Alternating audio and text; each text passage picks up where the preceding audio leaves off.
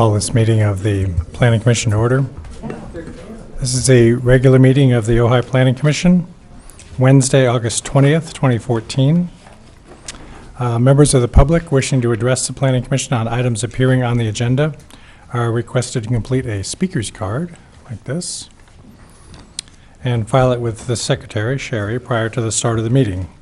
Cards are available in the lobby. Speakers should state their name and address for the record, and please limit your comments to 3 minutes or less. Comments must be directed to the Commission, not the audience. While the Planning Commission is in session, all in attendance are expected to maintain order and decorum and to obey the orders of the Chair. Could we have roll call, please? Chair Merck. Here. Commissioners Lajowski. Here. Jagiello. Here. Zabella. Here. Vice Chair Foster. Here. Commissioners Nolan. Here. And Nicklin. Yeah. Thank you. Commissioner Nolan, could you lead us in the Pledge of Allegiance, please? Yes. Please stand. I pledge allegiance to the flag of the United States of America and to the republic for which it stands, one nation, under God, indivisible, with liberty and justice for all.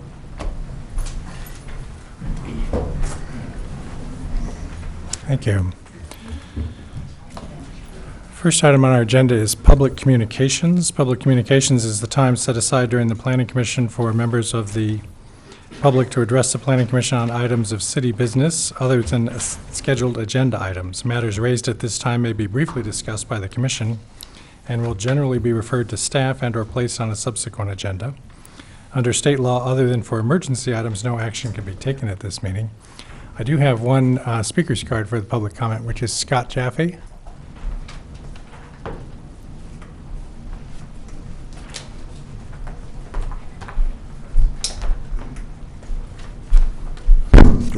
Hello, Commission.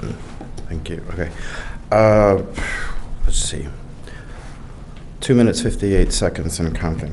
I represent an organization I developed in 2002, a business license from the City of Ojai fixed, the license number 14339, the R-Links Foundation, public benefit, not-for-profit.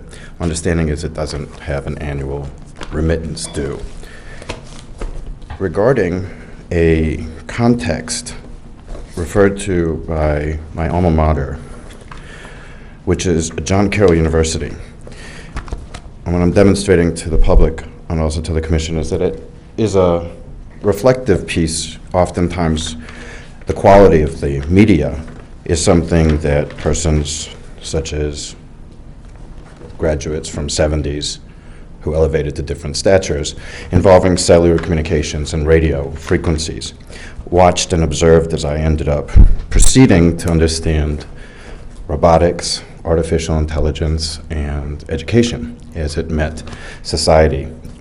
In the context of products offered today, for instance, I found this on the internet, Safe Space. This is a cellular tower radiation dangerous overview of a product that they offer. I'm not affiliated with this company. It's a top 10 result on a Google search today. And it references a number of places regarding rural areas such as the City of Ojai, cellular phone tower exposures, how they're called radio masts in Great Britain, but here GPS signals, towers, things of that nature. And as a doctoral candidate at the University of Santa Barbara, I realized pursuing geospatial mathematical paradigm analysis is not an easy function for, let's say, Harry International or Bin Laden Group, God forbid, their buildings fall down, right? And some people find that to be a joke, other people do not. I'm not making it as a joke, though, as a doctoral candidate, very seriously addressing the question.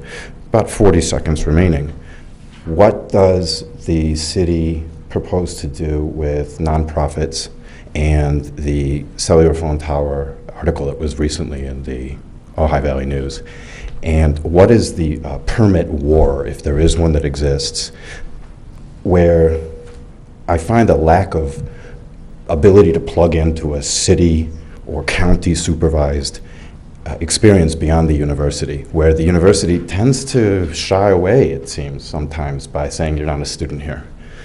Enroll. And a lot of the youth that I currently do my office work around the public park here, where I watch certain things that occur with the sound effects, the new AQT sign at the Libby Bowl, and paperwork, I find that something that's inside the court system right now in the chamber, where I brought to the attention approximately in February of this year that the quality of robotic communications at the Wi-Fi level causes what's advertised as Tier 15 at the Libby Bowl to what these people report upon in the most recent article has to do with Pope Francis, what they call the Francis effect. And in the quality of an international community, to which Ojai is, the quality of everybody having a place for 6 to 8 months, we can drop in a suggestion box of like 250 words. I haven't seen that, and if there is one in town that I'm unaware of, I'd like to know where it is. So that's why I wanted to speak with you a little bit about that tonight, to get some information into my project that's happening at the university, which I'm happy to discuss with anybody. And usually I sit with the Episcopal Convention statement in the Libby Park, so that if anybody in town is aware of these types of topics, we have a greater chance where it's not a moratorium after 10 years and a hired attorney says 10 years is a heck of a long time. And I read it and I look at the judges and I'm like, whoa, this is mathematically a huge challenge for a lot of people, where we play games called Doom and World of Warcraft that are always on internet games. And some people have complained recently, as within the last 15 to 25 hours, talking with me locally, where I have been working to dial that really down because it affected me personally. It was a rendering of a game maze constantly in the Wi-Fi, as if I was wearing a Google helmet. And it started in 2010, right when I went to school to start my statement of purpose. 2 days later, this effect started, and I went wild. And it caused me to destroy, almost dismantle, but take apart a building here in town that I was staying in. And so I had to stop it somehow. So what I did was use the courts judicially with their non-instruction, though guidance, by saying, make it short, get to the point, you have a lot of information. It's not 90 seconds. See if they're willing to talk with you about it this way. But now it's a statement of going door to door with this nonprofit. If people should have a problem, you could say, he does it in about a minute and a half, maybe. And if you want to help them, you guys get to a certain point, maybe open an office and do something. It could be a cool day. Thank you for your time. Thank you. Anyone else who'd like to speak in something not on the agenda? Deborah, jump right up. Thank you. My name is Deborah Pendry with the Ojai Valley Green Coalition, and we wanted to share on Thursday, September 11th. We are hosting Darren Doherty. He's coming in from Australia. He's a permaculturist and instructs all over the world about permaculture techniques. So he will be with us on Thursday, September 11th, before he does a 3-day workshop at the Ojai Foundation. So we'd like to invite the community to come out for that. It will be at the Ojai Women's Club from 7 to 9 p.m. He'll present and we'll do a panel discussion, and it's called Restoring Nature with Regenerative Agriculture. Thank you. Thank you very much. Anybody else? Bill, the evening wouldn't be complete without you. So. Good evening. My name is Bill Miley. I live at North Signal Street. I've discovered a product that will actually help retain water in the ground when you're watering your plants. And it's produced, I'm not associated with the Miracle Grow Company, but I discovered this through Flora Gardens. It's a Miracle Grow product called Water Storing Crystals. Comes in a bag of about 8 or 12 ounces. It's like $8 or $10. And it tells you the proper mixture you can use for your potted plants as well as for your small trees and such, if you want to put it back into the ground and your plants are in the ground. I've been using it for the last month and a half, and I would say that it's cut my watering schedule down about 50%. And the plants like it because they stay more hydrated. Can't tell you whether or not it's affected my water bill, but we just got our water bill today. And this year, it's been maybe cooler, but I'm only using 35% of the amount of water I used last year. And well, that's not true. One of my plants I cut down, but it was a volunteer pomegranate tree that just never produced any pomegranates, and it was asking for more water than it needed, so I cut it down. So I would like to suggest people consider Miracle Grow water storing crystals. You can get them at Flora Gardens, or you can check online. They'll make a difference. Thank you. Thank you, Bill. Anyone else with a public comment? All right, we'll move on. Next item is the consent items. The consent calendar is approved by a roll call vote on one motion. Should any member of the commission wish to discuss or disapprove an item, it must be removed from the consent calendar and considered as a separate item. The only item we have is the minutes of the regular Planning Commission meeting, August 6, 2014. And could I have a motion on this? I'd like to make a motion to approve with one correction. My correction would be that I did make a site visit to 810 Libby, and I'd like that entered into the minutes, please. Thanks. Thank you. Anyone want to second that? Second. All right. Could we have a roll call, please? Wojciechowski, Abstain. Jagiello, Yes. Isabella, Yes. Foster, Yes. Merck, Yes. Nolan, Abstain. Nicklin. Yes. All right. Next is disclosure of site visits and ex parte contacts. Disclosure by commissioners of site visits and ex parte contacts for items on the agenda. We'll just go around the table. Commissioner Nicklin, could you jump in there? I visited the sites, but no ex parte contacts. I visited the sites, and I did have a member of the public contact me regarding the project on Signal, and it was basically in regard to the style of the architecture. I also did have the architect designer of the project on Foothill contact me by email requesting a meeting about the topic, but I was out of town and we did not have a discussion. Thank you. Thank you. Commissioner Foster? I visited the 607 Signal address this week, as well as looked at the Foothill address from the street view. Okay. Commissioner Zabiello? I visited 607 Signal and the Foothill address. I represented Mr. Fisher when he purchased the property on Signal Street. Mr. Fisher called me a couple of months ago as his realtor to discuss with me some of the issues with his second unit. But that was a fairly limited conversation based on the fact that as my role as commissioner. So. Okay. Commissioner Jagiello? Yes, I visited the property on Signal Inn on Foothill and had no contact. Thank you. And Commissioner Wojciechowski? On June 20th, I did meet with Mr. Fisher at the Signal Street property. We discussed the project.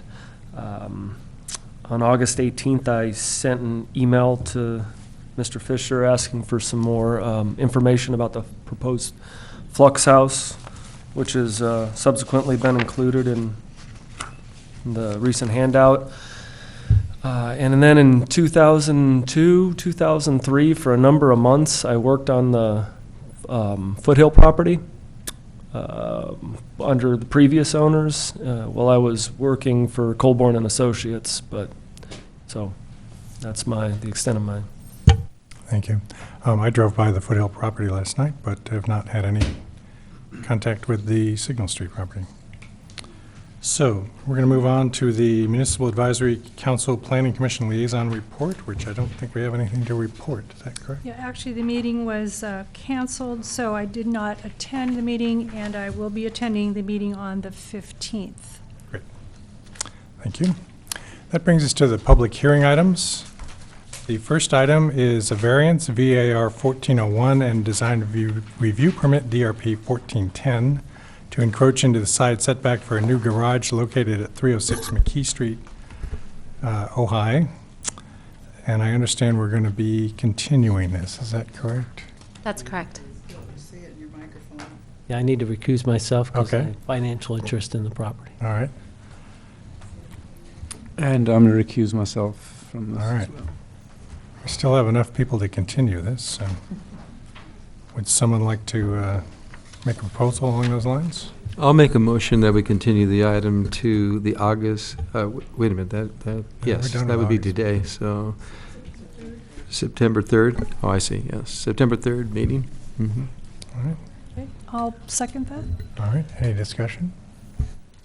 Could we have a roll call, please? Aye. Yes. Yes? Yes. Yes. Okay. Let's hope the rest of the evening goes as quickly. Item number 3 is appeal of a director's decision to deny a non-compliant second residential unit at 607 North Signal Street. Assessor's parcel number 021-0131-020. The general planned land use designation of the property is medium-density residential. The zoning classification of the property is residential special, RO. The property owner and applicant is Frederick Fisher. Could we hear from staff on this, please? Good evening, Chair and members of the Planning Commission. The item before you tonight is the appeal of the director's decision to deny the second residential unit at 607 Signal Street. You went over the property owner and applicant as well as the zoning and general plan, so I will skip over that. On May 16th, the property owner submitted a request for a building permit and zone clearance for a ministerial permit to reassemble and locate a 960 square foot flux house on the subject property. The flux house is a prefabricated single-story, 3-bedroom, 2-bathroom house, which consists of 3 separate units assembled to comprise a residential unit. As is stated, the project site is located in the RO residential zoning district, which allows for single lots of record.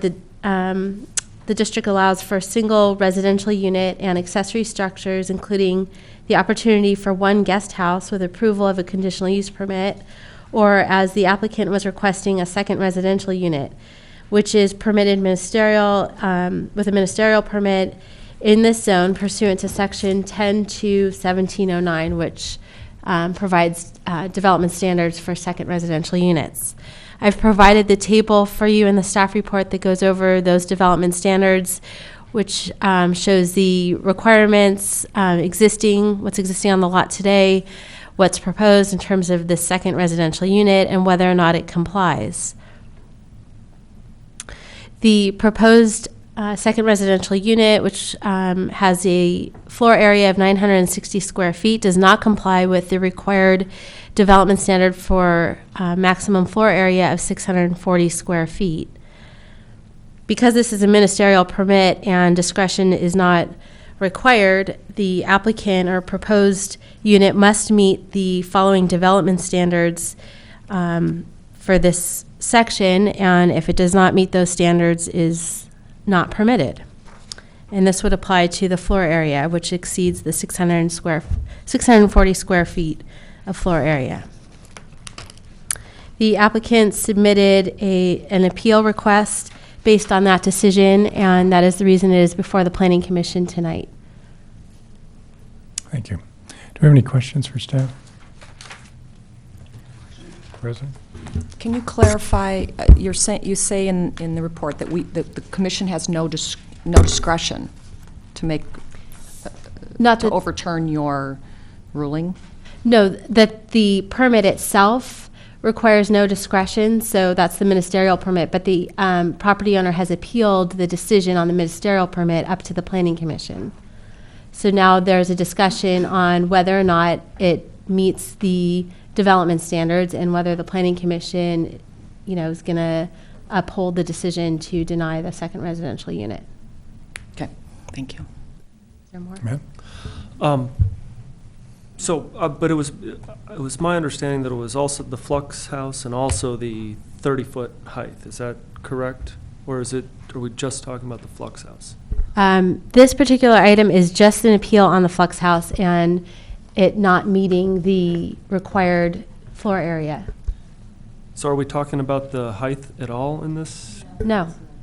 Is that the next item? There's an item on your agenda tonight for a design review permit at 607 Signal. Okay. Any other questions? Okay, could we hear from the applicant on this? Good evening. My name is Fred Fisher, the owner of 607 North Signal Street in Ojai, and I want to thank the Commission for hearing me on this item, and I want to thank the staff for the considerable amount of time that they have devoted to this item, working with me over the past months. I understand that there are basically two issues. There is a density of the development of the property with the assumption that we're building a house on the property in addition to the prefab, and the other is the unit size. The property was owned starting in 1949 by Dr. John Rupp. He passed away on the property in 2001. I had a conversation with his daughter and done some other research, and as best I can tell, the houses were developed on the property in the 20s, if not the teens.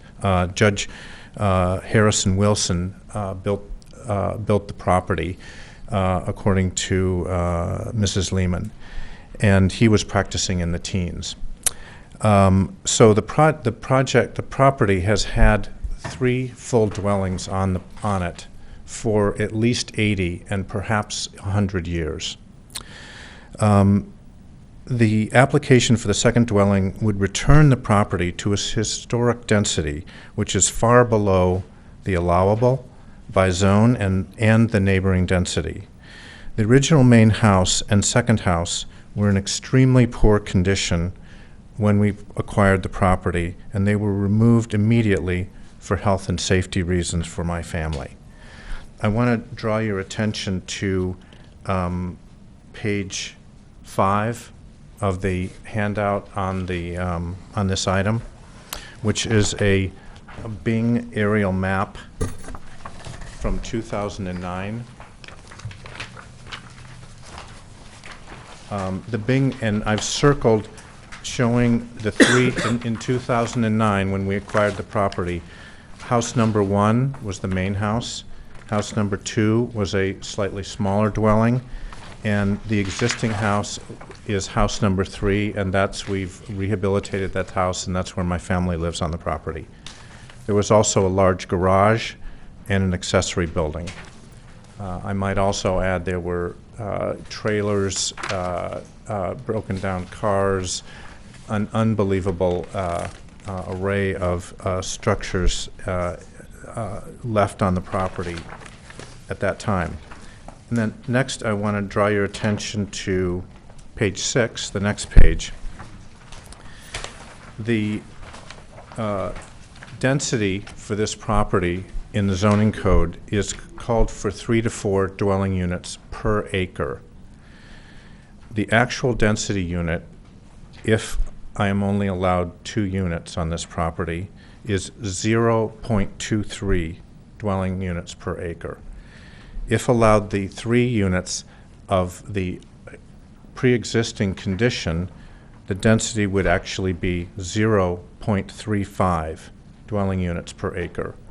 My family, when we acquired the property, loved the property for what it is and had no intention of developing it out to any density approaching what would be allowable by the code.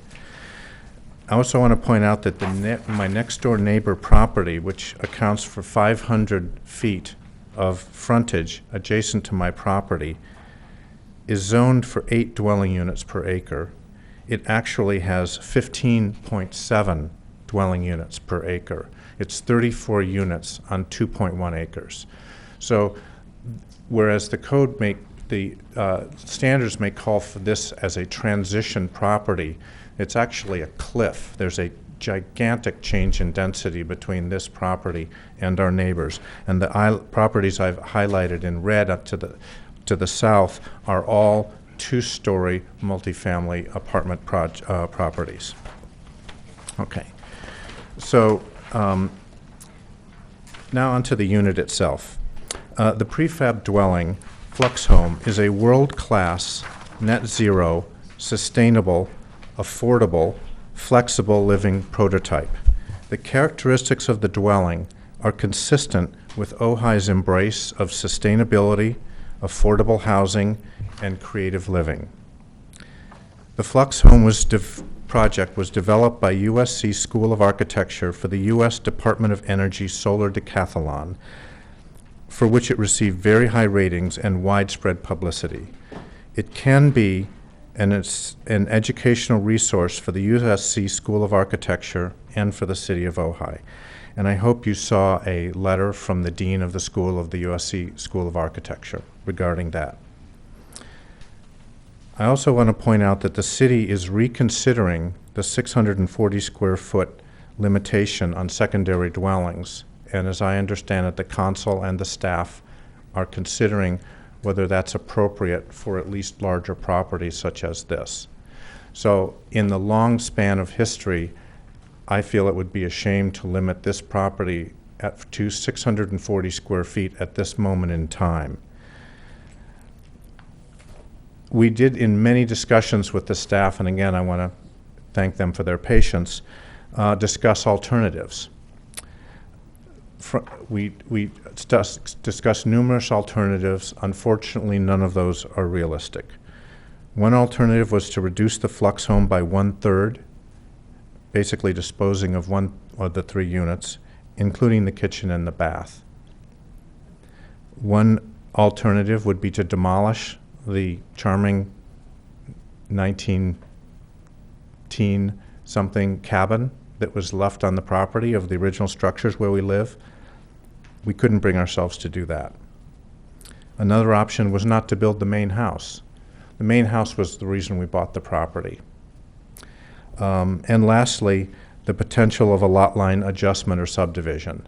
There is actually 2 legal lots. One is a very small 1,600 square foot legal lot at the southern portion of the property.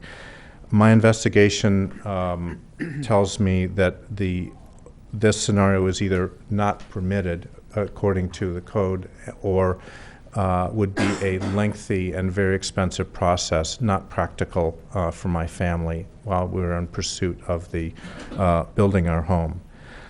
I want to also offer that the housing element of the city talks about demonstration projects, potential for limited impact development, and I'm looking to the commission to consider the extenuating circumstances of this and the potential to keep what I think could be a valuable resource for the community, of course, as well as my family and the USC in Ojai.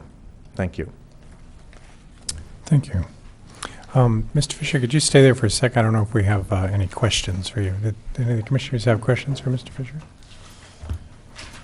Yeah, is the intention for this to be your primary residence, or is it currently your primary residence? But I have 2 children that are enrolled to go to school in Ojai in September. Mm-hmm. So I'm going to be doing a lot of driving. My business is located in Los Angeles. My wife and children are going to be here full time. Okay, thank you. The Flux House is not seen as our primary residence. Right. The property in general will be, though? Yes. Mm-hmm. Okay. Okay, other question? Chester? Yes, you say you like to use the Flux House as a demonstration model of sustainability.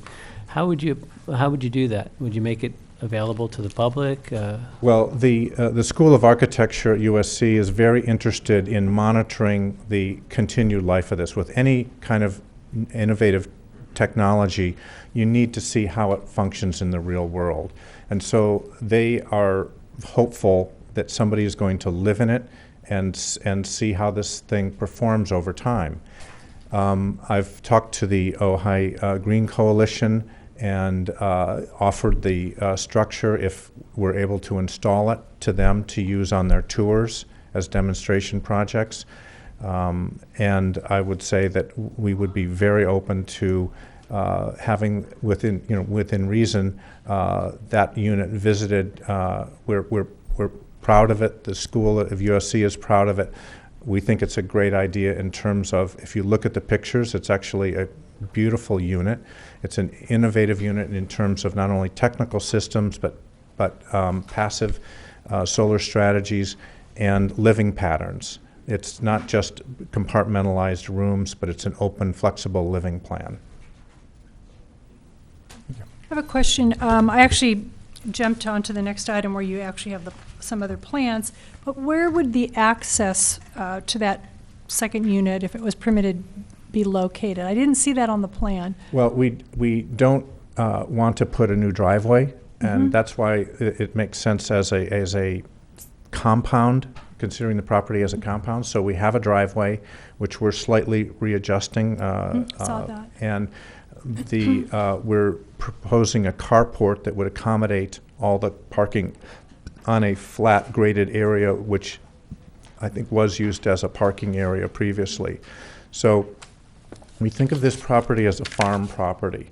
We don't want to do hard walkways and any other than the minimal intrusion onto the landscape. And so if that answers your question. Okay. So essentially, the occupants of the second unit would use your entrance driveway, park in the structure where everyone would park, Yes. and then walk to the... It would basically be, Okay. we see that as either we're using it as a playroom, guest room, granny suite.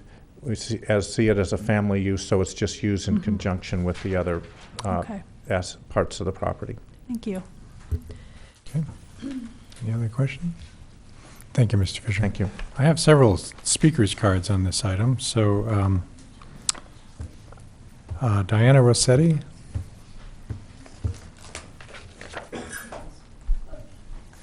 Good evening. My name is Diana Rossetti. My address is 817 North Signal Street.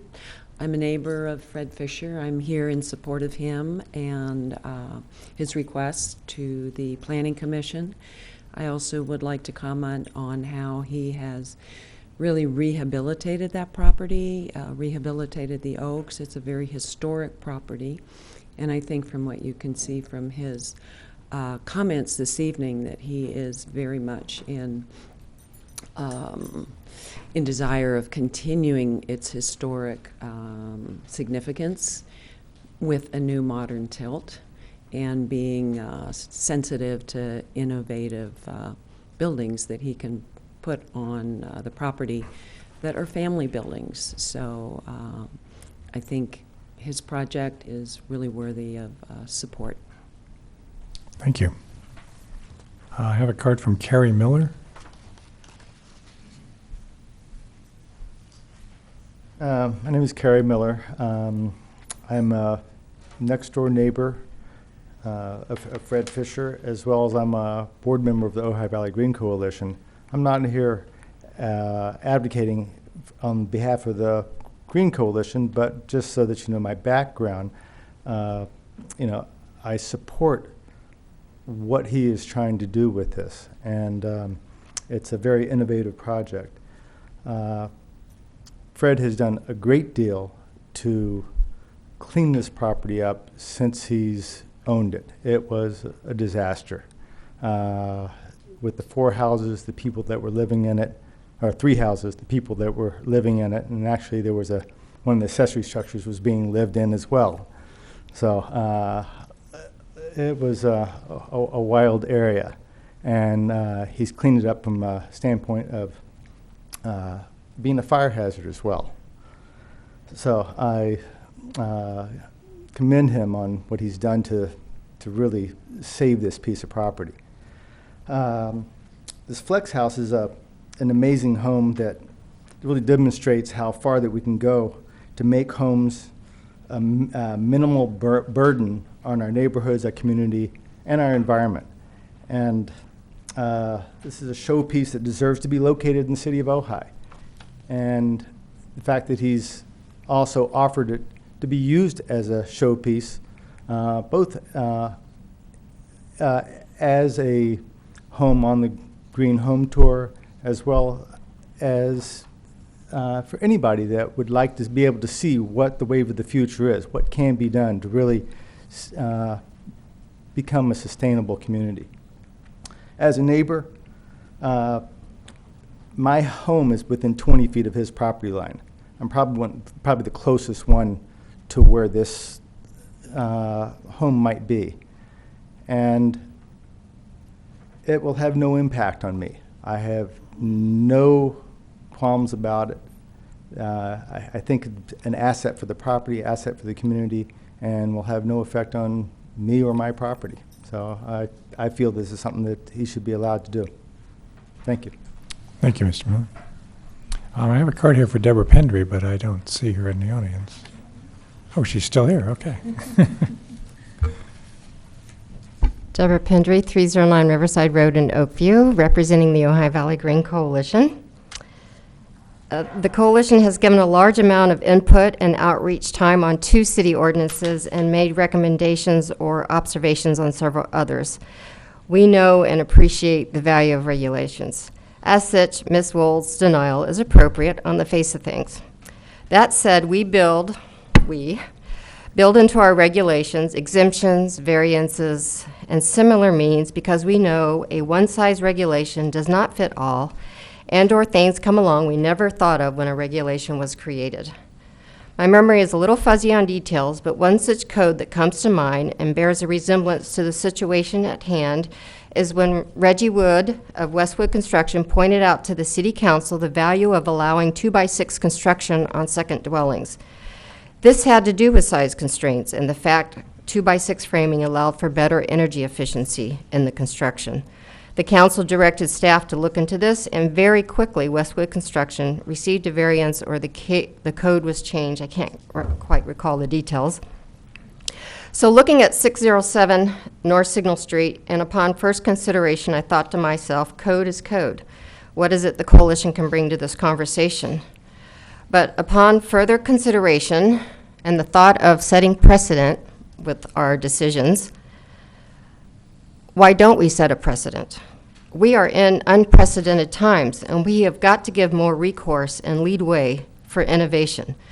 If a person with a 1-acre lot and 5,000 square feet of total living space of X number of dwellings has a smaller energy/water/carbon footprint than, say, a 10,000 square foot lot with a 2,000 square foot single dwelling, then we would suggest we need to be working with a whole new set of quantifiers and qualifiers.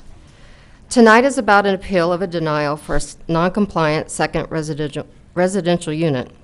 If we just look at that, we're probably done.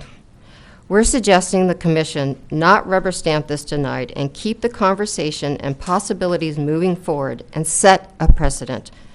The citizen and its citizens has a roadmap to sustainability. That needs a foundation of appropriateness. Thank you. Thank you, Ms. Pendry. Is there anyone else who would like to speak on this topic? Bill, come right up. Bill Miley. I did submit a card. I don't have one with, I have one for number 4, but not number 3. Oh, sorry. These are all. I read it wrong. Okay. But you can speak without a card. I'm speaking in support of this project, and I'd like to make these points. We're dealing with a large piece of property, 8.4 acres, pretty much hard to find in Ojai anymore. I've lived on Signal Street, so I know the property really well for 35 years. I like the olive trees. And until Mr. Fisher purchased this, I was concerned they're going to die. But as soon as someone purchased it, turned out to be Mr. Fisher,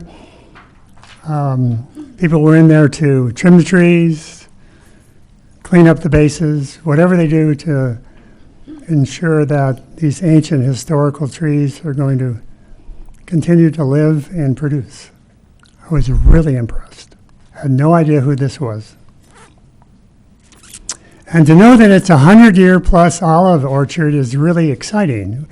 Apparently, we used to have a lot of those around here, and they're gone. For someone to come in and say, I want to save this, and I want to make this place my home, and I want to show some things that I believe in, which is, in this case, the Flex House, since Mr. Fisher is, from what I am told by my neighbor, well known as a very accomplished architect. To have a net zero energy award home, that's even better. Especially since it was produced by USC and their architectural design. I happen to have a 22-year-old grandson who just graduated from UC Berkeley with a design architecture degree, who intends to be an architect. So I am kind of oriented to those folks. I think this proposal meets the intent of the general plan and our general plan. If I knew this was going to be an issue, I would have come with our general plan and have gone through the landscaping, all those pictures and requirements and such. I think it meets it because it's going to keep the property rural, it's going to keep it small town, it's going to keep it unique, and it's going to ultimately assure that the property is going to continue as it is. And I don't know how many people don't like an olive orchard, but I'll bet there aren't very many around, unless you've maybe eaten one of those thinking that that's the way they make them and you got really sick. So I think this is really grand. So the housing element talks about a demonstration project. I believe Mr. Fisher mentioned that, or somebody did. And that's what he's proposing with the Flex House. But he's also proposing that with 3 dwelling units on 8.34 acres. So, I remember, and this refers to page 2 of the administrative memorandum, and it has to do with the paragraph that says, however, there are 2 lots as part of this assessor's parcel number. Second lot's located da-dum-da-dum. The small non-buildable is approximately 1,600 feet, and so it does not qualify for adjustment to a larger buildable size because of the city lot line procedures, et cetera, et cetera.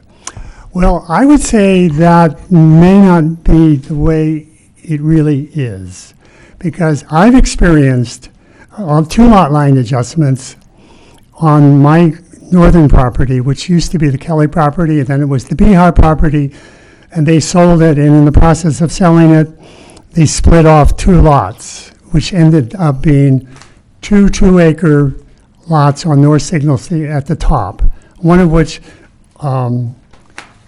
is, you can tell the building there, it has red steel structures in the front of it.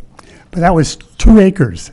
And that came from a 1,600 square foot piece at the back, poking into the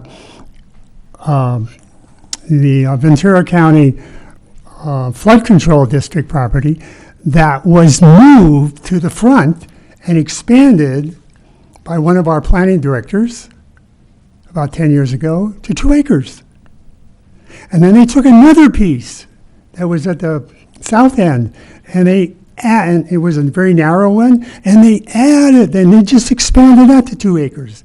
So I would suggest there's well precedent that if Mr. Fisher wants to take that 1,600 square foot pie and add adjacent land to it to make it big enough for the Flex House, it could be done pretty easily, and he would meet the city intent in the code, and we would end up having one beautiful project for as long as I live. Let's see, do I want to say anything else? Oh, how about a conditional use permit or a variance or something like that? Anyway, thanks. Okay. Thanks, Bill. Anybody else would like to speak on this item? All right. Do we have a motion to close the public hearing? I'll make a motion that we close the public hearing. All right. Do we have a second? Second. All right. All in favor? Aye. Aye. All right. Thank you. Discussion. Maybe a question for staff here. First of all, I think staff did their job. You know, they're dealing with the ordinance, they're looking at it, and their conclusions according to our regs and ordinances, are appropriate. Now we're at another level. We're at a discretionary level here. Bill brings up an interesting point, and I think it was sort of alluded to by Mr. Fisher. I think, and I would call it a lot line adjustment. I'm a little unclear. It sounds like there's a lot, but there isn't a lot. I guess it's not legally recognized smaller lot where a lot line could be adjusted, and would probably end this whole conversation. Okay, so that has been a conversation between Fisher and staff for a long time regarding adjusting a lot and having two primary dwellings. You know, you would not have the 940 square, or the 640 square foot limitation if it was considered a primary dwelling and not a secondary dwelling. He hired somebody, he might want to come up and clarify the details, but he actually sought out advice, for private advice on his own, and the email that we got that he shared with staff was that the two lots that are listed in the legal description predate the state of California's 1893 requirement. It's a descriptor and did not subdivide the lots. And I know that's all Greek to all of you folks, but there are certain date times within the state of California when they recognize maps and when they don't recognize maps, and this has been fought over for years in the state of California. So this was a bigger issue than what we would want to deal with today. But he does have this other second lot down there, okay? 1,600 square feet, just as 1,600 square feet as he testified to. His concern with and you can ask him directly, but we had a conversation about it because he said staff has been spending months trying to help him facilitate doing what he wants to do on his property and finding the right mechanism to get this done for him. So the idea is that there is some subjectivity to it because there is this issue of whether or not the code, our subdivision ordinance in the city of Ojai, strictly prohibits you from adjusting a line between a non-buildable, something that was intended to be along the street line or public right-of-way, or something that, taking something years ago that was only maybe 1,600 square feet, maybe not, but that's pretty small for a buildable lot, and then adjusting it into a buildable size. Now, is there historically a precedent that people do that here in Ojai? There may very well be. So, knowing that the code says one thing, and historically we have adjusted properties, and I believe maybe the last example, and Bill had his examples, but maybe the last example that somebody expressed to me is this one over here in Blanche, okay? Mm-hmm. But I think that he didn't feel, and again, you should ask him, but he didn't want to pursue that because there was a long-term more lengthy process. It's more discretionary. It's up to more subjectivity. But I think I tried to explain to him that generally speaking, lot line adjustments are relatively easy and swift complete, because we all know they're not subject to the MAP Act. There's limitations to what cities can put on them as far as conditions and extractions and things like that. So it's usually relatively, you get your chain of title, you demonstrate you have two legal lots, you apply for a certificate of compliance. So we have been talking for a really long time, but as he said tonight, he didn't want to pursue that. I think it is really probably an easy fix to accomplishing what he wants to accomplish. And if he did that, then he actually gets one more unit, because as we said, every lot is entitled to a primary and a secondary, which would be either a guest house or a second unit.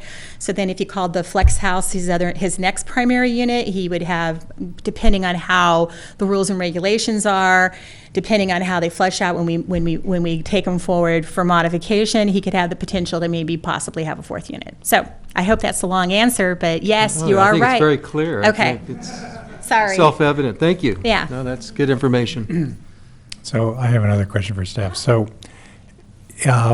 if we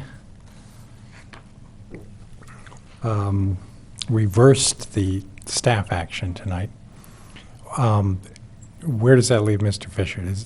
If we just say it's okay with us if he builds a 900 square foot guest house, does that mean he can go ahead and do it, or do we need to have a special permit of some sort for that? You would, okay, so I don't know the mechanism that you would do that by. Ministerial means it's ministerial. Either you have to make a finding that he's met all the criteria. You have no discretion to waiver any of that criteria. If you look at the code, it specifically says no waivers or variances to that. You know, Mr. Fisher knows that. He would have applied for a variance if that opportunity was available to him. That's what he would have done. Okay, so I'm not really sure the mechanism that you would do that with. I think if that was something that you wanted to do that, and, you know, it's really, there was a lot of information given by Mr. Fisher today, and I don't want to muddy the water, but there's an issue between the 3 existing houses that were there and that type of information given and bringing it back to where it was prior to him demoing those houses in 2009.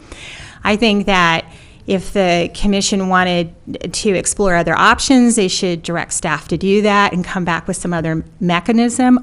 I honestly don't know. I haven't been here long enough to know why the code specifically prohibits variances and exceptions to the second unit.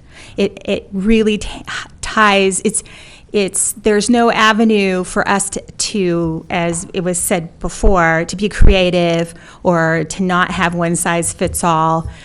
I've explained this before when we've talked, and you know this, when we've talked about, had our meetings regarding second units, that I believe it's really important to have a CUP mechanism so a person can maybe make it bigger or do something different given the parameters of their lot. Having a strict one-size-fits-all, that's what the state requires. The state requires that you have rules and regulations that allow up, you know, at minimum 640 square feet by right, and that's what you have accomplished here. But you have no mechanism to help somebody like him. So there's a couple of things I guess you could do, but I don't think you have. There's nothing in the code that it is, unless you made the finding that 640 is 930. Unless you just said yes, it meets that limit, and somehow you're able to draw that conclusion, I don't think you can approve this second unit. You can direct staff to work with him and come back with a different mechanism, you know, the lot line adjustment, something, you know, text amendment. We talked to Mr. Fisher about that, you know. He could wait for when the committees are working to revise the second unit. He also everyone has an opportunity to apply for a text amendment, and maybe just something as simple as adopting something that says, you know, with a CUP, you can allow up to X amount, given that it's got a green footprint. I mean, a lot of thought doesn't have to be put behind that because, you know, as we saw tonight, a lot of people want to advocate for that, and the general plan states demonstration, and it would be in keeping with the goal, you know, sort of the goals and policies of Ojai. So you would be carving out some special CUP process for parameters having to do with a greenhouse, you know, not a greenhouse, but you know what I mean, something that has green, so thank you, sustainable. So there's something like that. We've talked about a lot of different things. I think that, you know, that's, at this point in time, what's been advertised tonight, what's before you tonight in a public hearing is whether or not the action taken on the ministerial permit was correct.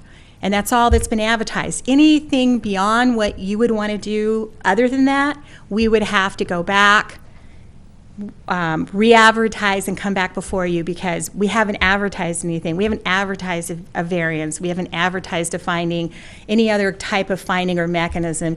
And we've strictly advertised it, which is what, I mean, this is not unknown to Mr. Fisher. Like I said, we're in not constant, but fairly often contact with him over this project over a long period of time. So whatever you want to do, and I understand everyone wants to help him get this permit and get this house in, if you go something other, it's going to have to come back to another meeting. Right, I understand. Okay. Thank you. I have a question, and you may have answered it. It came up in the public discussion, and I actually had looked at this prior to coming in to the meeting, was the idea of the demonstration or like a test or a pilot project, whether that had to do with both the housing element and, you know, affordable housing and, of course, green or sustainable building. Do we have any provision in our code that would allow for that, in addition or aside from it being like a second dwelling or a guest house? Is there anything? I don't, we've done extensive, all of us have done. Yeah. We've involved the city attorney in this project with Mr. Fisher because we've all looked for ways to help him. And I don't know of any that's out there that allows,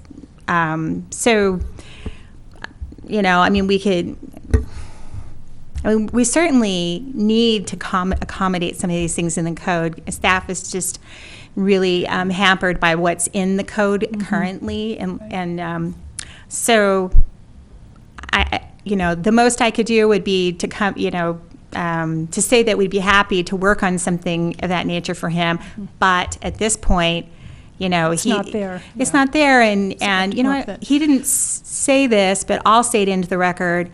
We accommodated him. USC needed that unit off their property quickly. And, staff accommodated Mr. Fisher. We had building staff go down there and meet down on the USC.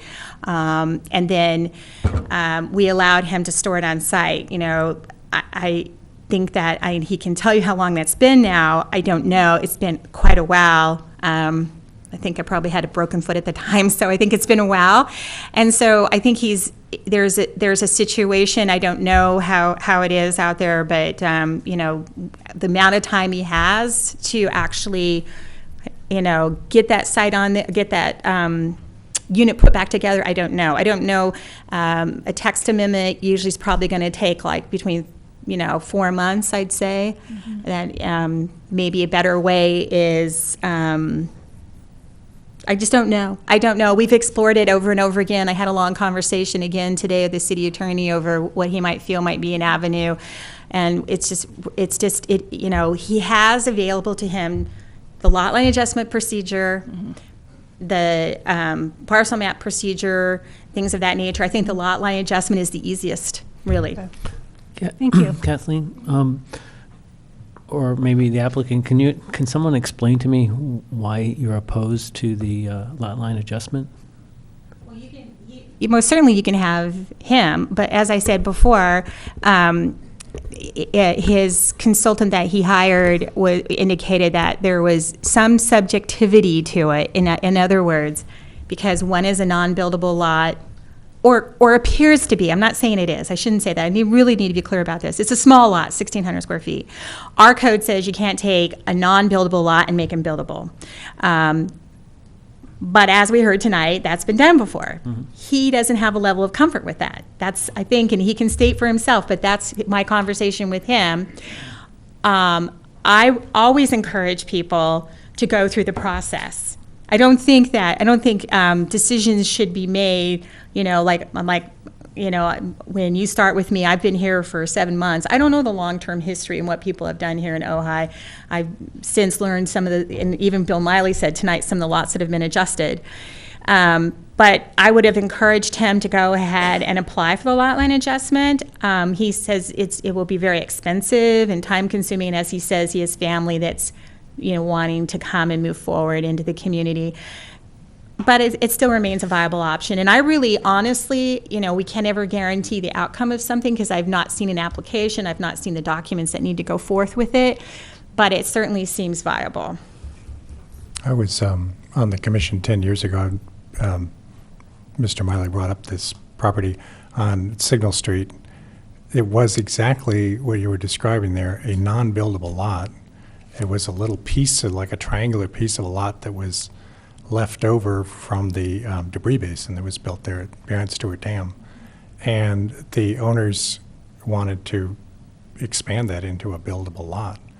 And we had no problem. Well, we did have a problem. We had an extensive public hearing with lots of people saying, oh my God, you're going to ruin Signal Street if you allow people to move this. But there was no legal problem with expanding that lot. And this was 10 years ago. Yeah. Yeah, and we went through it. Anyway, Mac? On page 3 in the agenda, and it brings up, and maybe Ms. Wald has a response to this, it says in section 10.2, 1303, no non-conforming use may be reestablished after having been abandoned or discontinued for at least 180 days. Now, that would refer to the two of the three houses that were torn down in 2009.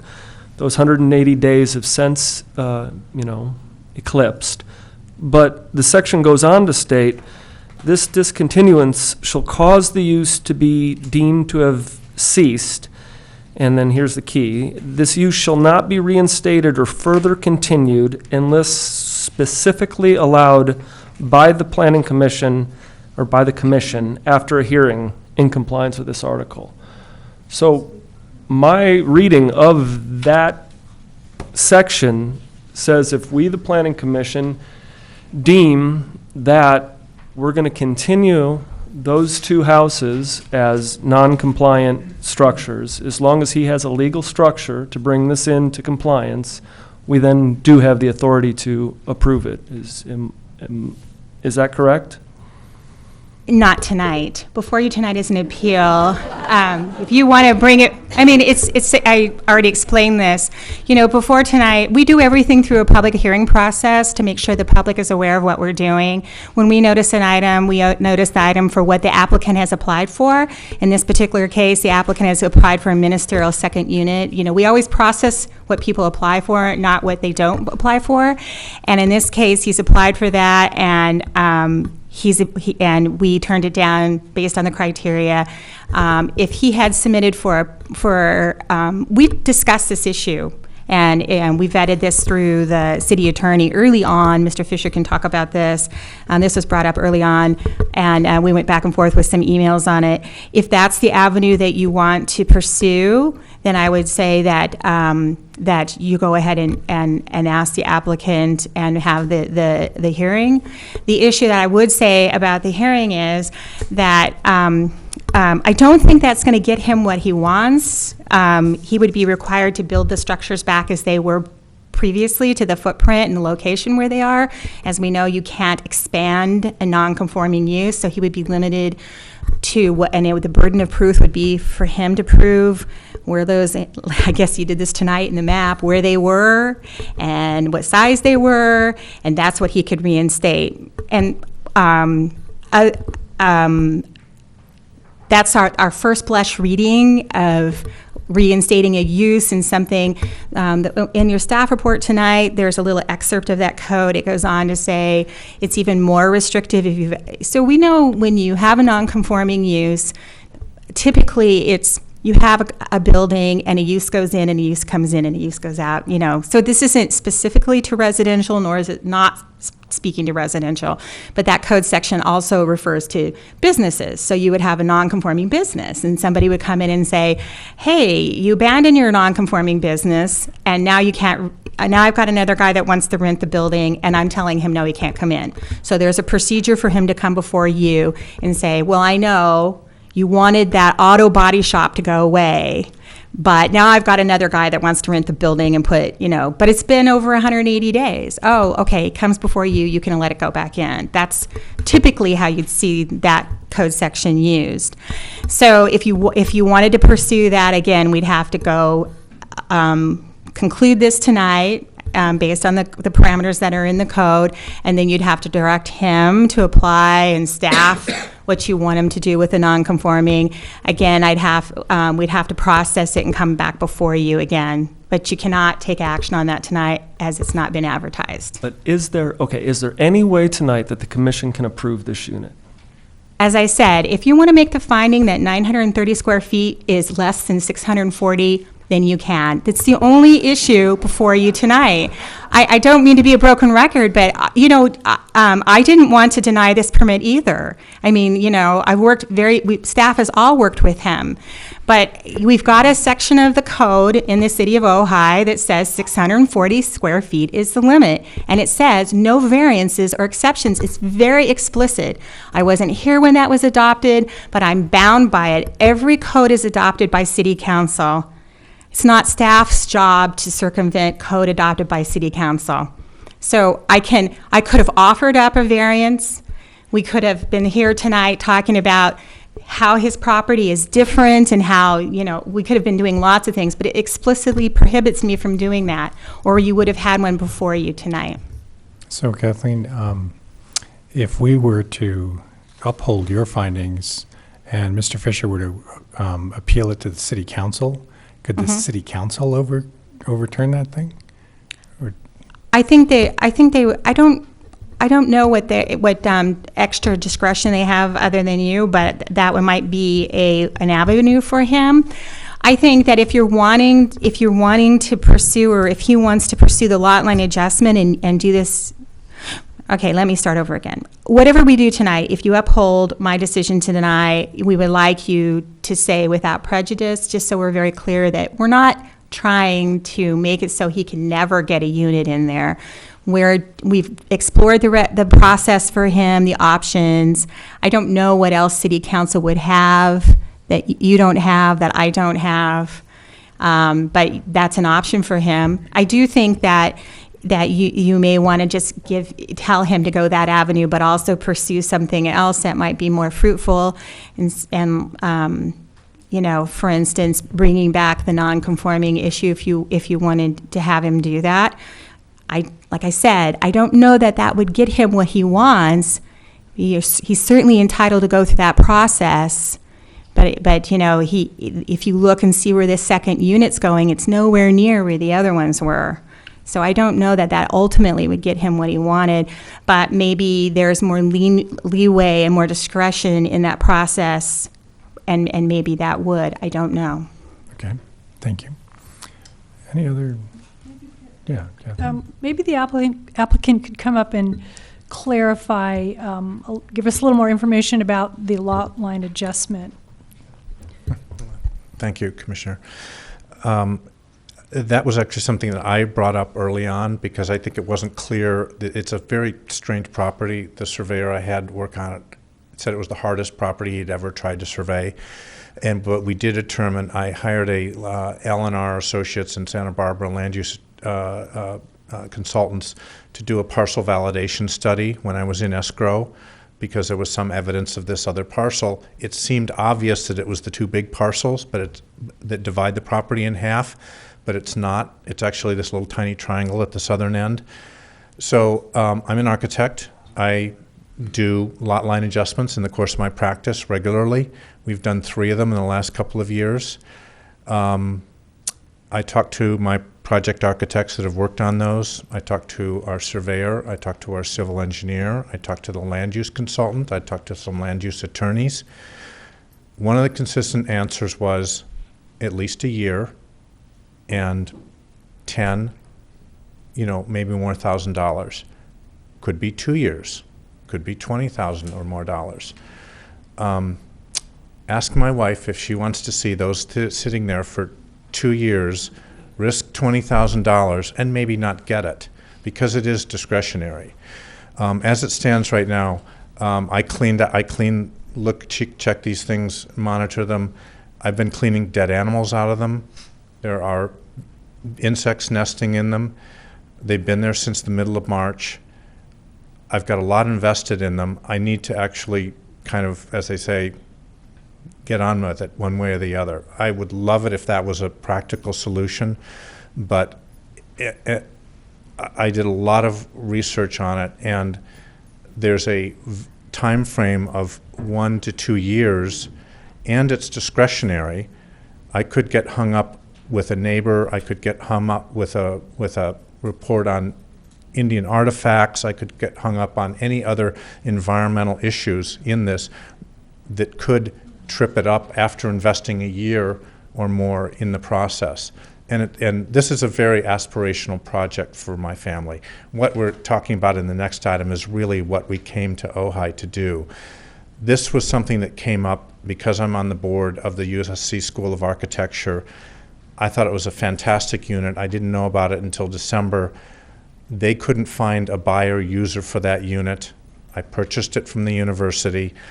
I thought, we've got 8 acres. It's zoned for 3 units per acre. It's sustainable. There were 3 dwellings on the property. What could possibly go wrong? So we've all worked very hard on that, and I again want to thank the staff for their efforts on it. But I've kind of come to the limit of my gambling and investment on this project, and I think, I mean, if you understand, we need to get on with our main house, and this has been extremely time-consuming of my time and our resources, and to open up another process of a year or so, I just don't think is realistic for us. I appreciate it as an option, but as a family, it's more than I think we're capable of biting off. Can I just interject a minute? I don't know, I'm like I said, I'm new here, and I hate to keep on bringing that up as an excuse, but I've never seen a lot line adjustment take a year or two, and I don't know what you guys do here in Ojai, but maybe we could ask Sherry. Sherry, do you normally see them taking that long? If it's controversial with the neighborhood. I have a procedural question. Sure. If we make a motion, do we still have, can then, it closes, right? And then we still discuss it internally? Is that what we can still discuss prior to voting? Yeah, we can still have discussion if there's a motion on the table, sure. Okay, and what Kathleen is saying is that the only way that we could possibly approve this is if we make a special circumstance saying that at 607 North Signal Street, the Flux House equals 640 square feet. Is that true? No, I didn't say that. There's no discretion involved in a ministerial permit, none. It's really, ministerial is by law, means a city cannot influence discretion, put conditions on it. That's what the state law says. You either meet it or you don't meet it. You know, you are, I don't know how to explain this. You're red, you're not blue, you know? So he's either it has nothing to do with Mr. Fisher, all due respect, okay? It's nothing to do with his land. It's not discretionary, it's ministerial. That's what the state law says. That means he either is under the 640 limit or he's not. And you don't get to say because he's in this piece of property, he's that, or it's a flex house. That's discretionary. But why are we even talking about it then? Here, then that's what I'm confused about. If you're saying there's no option, then why is it before the Planning Commission? Mr. Fisher has a right to appeal the decision. It's all about due process, and that's how government works. People have asked this question of me over and over and over again. I don't get to decide how due process and public hearings work. If you look at the code for secondary residential units, and I brought this up a couple of times since, you know, this question keeps on coming up, that there would be some, I could see some questions of where it would be maybe, let me see if I can find it here. One of the criteria you have to find is the second unit shall mirror or complement the primary residence in form, height, number of stories, materials, and color. Should be placed on the lot in a manner as to so preserve whenever possible significant visual features. You know, it goes on to some what I would consider subjective criteria. Okay, now he would have a right to appeal, and you could say, Kathleen, you're wrong. I think where it's cited is just fine. I truly understand the state's intent with ministerial, and if I were writing this code, I would make it much more objective. So there's an appeal process, that's the way it is. But there are things in this code that are very specific. Very specific. Minimum lot size has to be 10,900 square feet, except in the VMU where it has to be 8,500. Your microphone went out. Your microphone went out. Sorry. Oh, sorry. So I'm just saying that there are, whenever it's specifically called as an objective criteria, you don't have discretion. But of course, like anything else, it's a public hearing process. He has due process. He applied for an appeal, and we let him go forward. Okay. Rosalie? Can you illuminate a bit more the text amendment process, since that the lot line thing may not be to his liking? So when you're not allowed to do a variance, you know, or you don't meet the criteria for a variance, say it's so common as to not equal special circumstances, it happens so often, or you just want to change the code because you feel the code is old and outdated and doesn't meet the progressiveness of today, okay? You as an applicant can always come in and it doesn't have to be city initiated like we see so many of them here in Ojai. An applicant can always come in, apply for a text amendment, and say, I want to change the code to allow me 900 and some odd square feet with a use permit. And then we take it in and we process it and we bring it forth to the Planning Commission, but because it's a text amendment, it has to go to City Council, and then it's 30 days before it becomes effective. So it's a little bit more lengthy. And of course, there's more, you can get sort of in the weeds with it because you can have a lot of people having input on how to craft language. But in this particular case, I think that we all know, as he stated in his testimony, that second units have been reviewed since I've come here. It was, off and on, we've talked about them as a city. So there's obviously, I think, a real openness to the city to look at the code as far as second units, and maybe realizing that it needs to be a little bit more adaptive to how Ojai is. So we encouraged him with that because, he obviously could wait until the city does it, or he could pursue it on his own, because I think the city is, I'm not saying what they would adopt, but I think they're open to a dialogue on it. Okay, thank you. Other discussion? While you're explaining the appealing process and that, what would actually be the process for the lot line adjustment? Does it transpire through the county, or does it happen here at the city level? I haven't done one, so let's ask Sherry here. If it's greater than 10%, then it just comes to Planning Commission, and they're the final decision maker. In most cities, that's unusual. That's a little bit unusual than where I've worked. So that did them all the that could time. be rather quick if right. in that. Well, it sounds like he's done a lot of the preliminary work already, as far as he understands what is there, what he has and what he doesn't have. And it does sound like it would be quick. Part of the reason that they take a while is because, if you're working with establishing a lot, and there's some, he has a descriptor there that's from 1880s. Somebody had to go back way far back in that chain of title. That's where the length and the expense gets. Mm-hmm. With this other one down here, I don't know the situation, but it sounds like he's done most of the work, and it should be quick. Well, I just went through, as an architect, I too just went through, did a lot line adjustment. It wasn't in the city, it was in the county, in the valley here. It took less than 4 months, and it was just a matter of getting the legal description together, the property lines adjusted, running it through. I didn't check in. It was very quick. I really think that, as part of this discussion here, that it affords the mechanism for Mr. Fisher to move forward with this project. I think there's enough precedents established multiple times we can relatively assure him that we can get there. We can't do it for you, obviously, but we can be here as your advocate in that direction, because quite frankly, I love this. I think this is great, and we all do. We want to see it happen. The ecological benefits, the demonstration idea, it's cutting edge, right on, it's great. We have to work with our ordinance, though, and I think you understand that as an architect.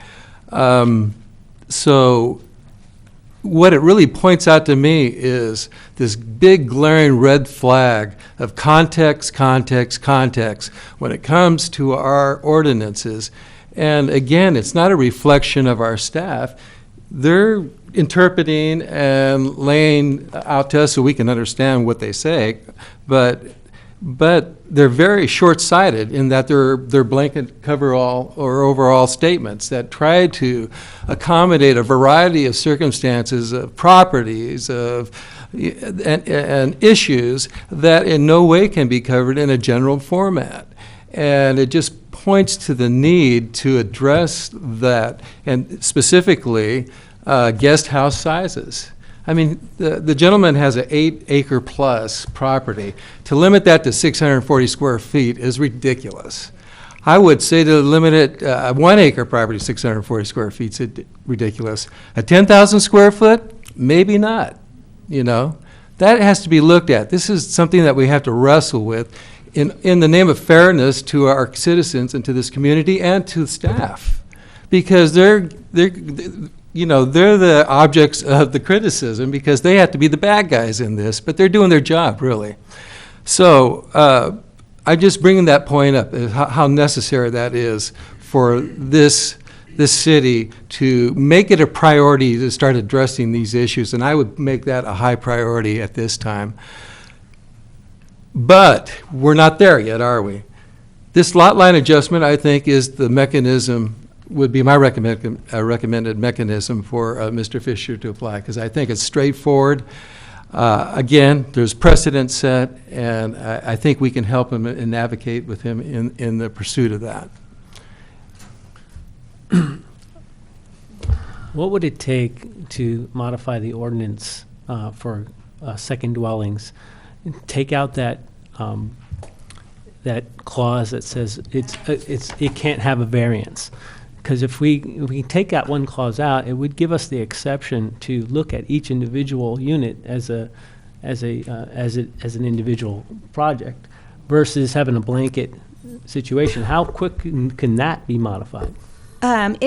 So it's not that much easier. I mean, it's easier in that you won't get in the weeds with people.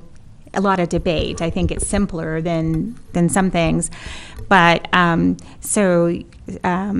he would have to apply, and we would look at what he's asking, and then do the environmental review on it, because we would have to see whether there was an environmental impact, and taking out and adding a process would not have, but we'd have to do that.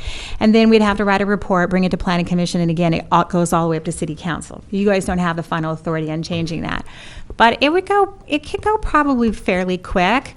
Like I said, I've never seen that restriction before, but I guess obviously they didn't want anybody raising it. So yeah, that would probably be a very straightforward thing. How do we go about initiating that, like right now? He would have to. You would have to direct him, or I guess you can't really do that to an applicant. You would have to tell him, we think your better option is to apply for that, and then he would apply for it. Apply for a variance, but how would we He'd change apply the for the ordinance? text amendment, Yeah, the text and amendment. a variance at the same time. He would say, so we wouldn't be able to take action on the variance until the text amendment was effective, which is 30 days.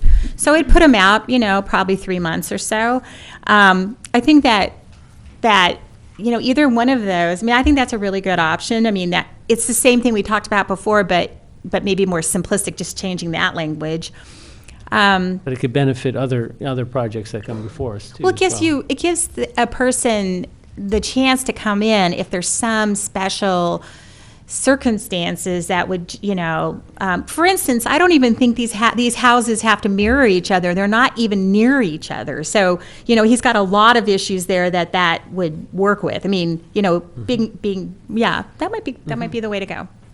So I just have a question. As far as the historical side of the property is, and there were 3 homes on it, and they were legal, non-conforming.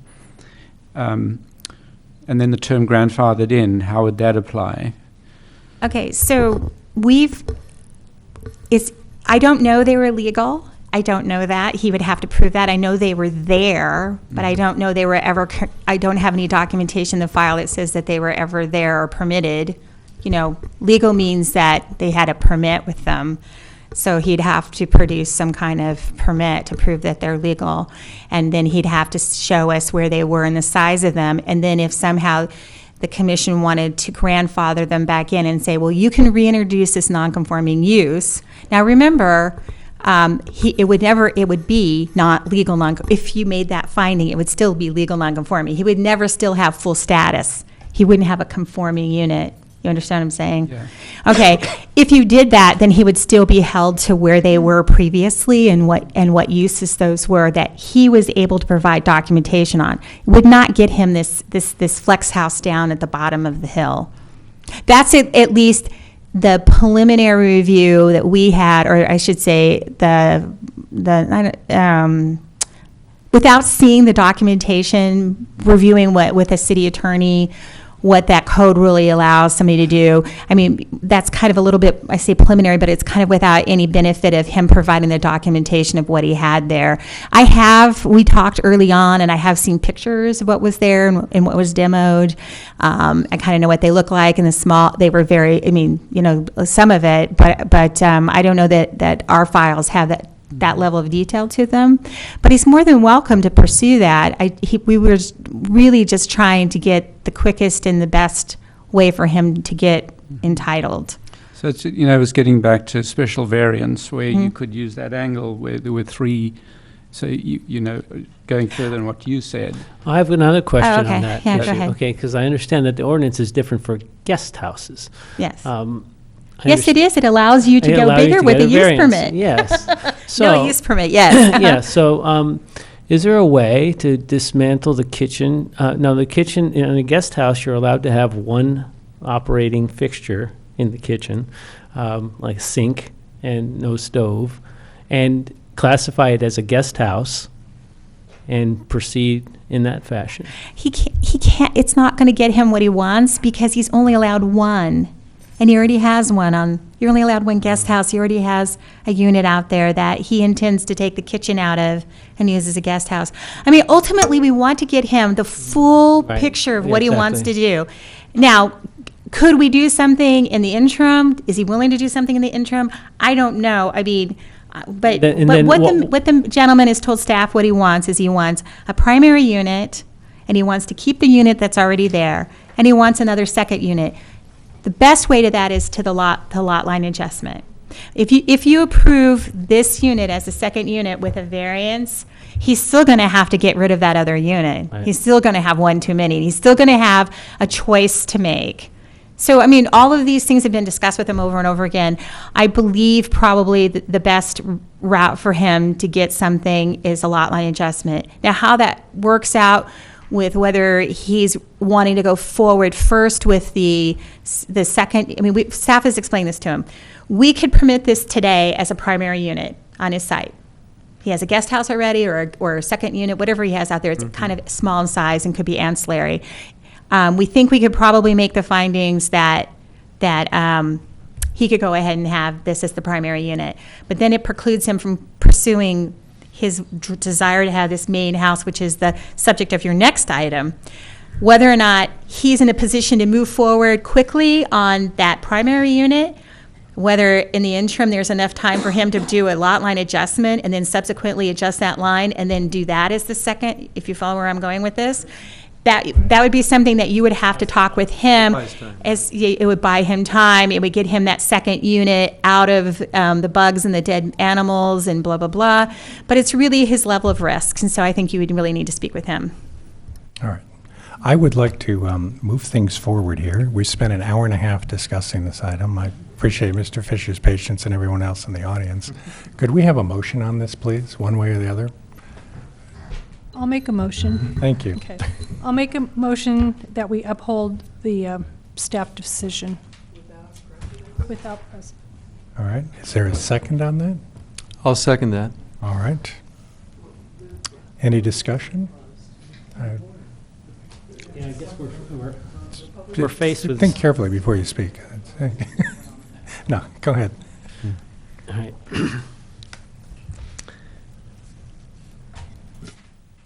Yeah, I guess there's no other option really for us because we're just, we don't have no discretion at this point over this. Right. So I just want to state that it sounds like we're all in favor of this project. It just sounds like the public's in favor of it. And at the same time, we're forced to, well, not forced, but we're obligated to move in this direction. But I would like to just encourage the applicant to continue this process, and because I think you have a lot of people in support, and it really seems like there's a solution that we can help you pursue. So, thank you. Any other discussion? I'd just like to thank Commissioner Foster because I think he really said it eloquently as far as what we're faced with. I also feel it's really a shame that Ojai can't welcome something like this into our community, that we don't have the mechanisms in place for it currently. I think it's a disservice to the community, but again, I understand we have to operate under certain constrictions. All right. I'll make Further a quick discussion. comment too. I'm in agreement. I'm in favor of the project. Unfortunately, we have to follow our protocol and our codes here. But I will say, it's a slow process. I'm not sure where we're at, but we are, as a city, in the process of doing neighborhood planning, which I am hoping, I can't say when, but at some point in time, we'd be looking at your neighborhood, which would be Signal Street, and looking at the parcels and changing the allowable size for a second unit, the setbacks, and what have you, everything pertaining to zoning, with, of course, public input. So it's painful to have to deny it or, go with the upholding the decision, because I agree, I would love to see it go through. But we do have to go through the process, and I'm reiterating what my fellow commissioners said. I think we're here to help in whatever way we can, but it's going to have to be a different avenue. Thank you. Mr. Chairperson, I have a point of order I'd like to make. What is that, Mr. Miley? It has to do with the motion or the resolution that's presented before you. Yeah. And it says that you have found that the evidence presented is true and correct. Yep. I submit that you can't make a finding like that because you've already discussed the fact that the statement that says a small parcel of 1,600 feet cannot be expanded is wrong. At best, it's wrong. At the best, it's ambiguous because you've already established that in public hearing that it's been done. So you can't find this as being correct and right because of that. It has to change. If you voted yes, you are actually making a statement that you are voting on something that can be proven to have a section in it that's not true. Okay. Thank you. Staff, can I ask where that statement lies and what page that's on? Is that part of this actual issue, or was that in the main, the other item? I don't. I don't know if that statement's in the second residential. I think it's, what I see on page 2 of 6, that it says that the applicant submitted additional information indicating that lots 6 and 7 were recorded in 1888 and would not be recognized as separate legal lots. Now, I think that again, we get kind of in the weeds in this, is that he has really, we're talking about the one lot. That's how he's proposed this project. The one lot where we had a lot of dialogue about this, but that second unit really is on the same lot as the primary unit. I don't know if there's anything in here. Do you see anything, Heather? No. I think the other thing that is just important to note is when staff talks about the code, the subdivision code saying you can't take a non-buildable lot, that's code. I mean, that's actually factual. Now, your interpretation of what's buildable and what's not buildable is for staff, and staff will make a recommendation. You'll act on it one way or another. But we don't have any evidence before us tonight, like I said, other than the size. And I was very, qualified that by saying, I haven't seen anything. So we gave you the regulation, and then we're telling you about what happens in practice. Okay. And my understanding, Mr. Miley, is we're just dealing with the staff's finding that this house is too big to be a guest house. I don't think we're dealing with the lot size or anything. No, I think that his appeal says he's appealing application was not approved based on the floor area 940 square feet exceeds standard maximum of 640. I mean, he acknowledges that. He says, allow this prototype unit. Unit is in replacement of one of 3 units on the property when acquired in 2009. And it says, that again doesn't speak to, that's a different issue. The only thing that's really pertinent to the actual code for second unit is the square footage. That's all you're taking action on. That's what he appealed. Okay. So we have a motion. No, Mr. Miley, we're going to vote on this right now. Thanks. We do have a second. Yeah, I second that. I was All right. interrupted. so Any thank other you. discussion? And it was noted that it was without prejudice. Yes. Could we have a roll call, please? Excuse me. Lajowski. Aye. Jagiello. Yes. Isabella. Yes. Foster. Yes. Merck. No. Nolan. Yes. Nicklin. Yes. All right. Well, Mr. Fisher, I don't know where that leaves you exactly, but there you are. At least we can move forward. Mr. Miley, I'm sorry I didn't get into that in any more detail. We're going to move on. Item 4 on our agenda is a design review permit, DRP 1404 and tree permit T1414, request to construct a 2-story, 30-foot-high, single-family residential unit at 607 North Signal Street. Assessor parcel number 021013120. Could we hear from staff on this, please? Yes, Chair and, excuse me, members of the Planning Commission. This item before you is a proposed 2-story with intermediate mezzanine structure, 3,720 square feet.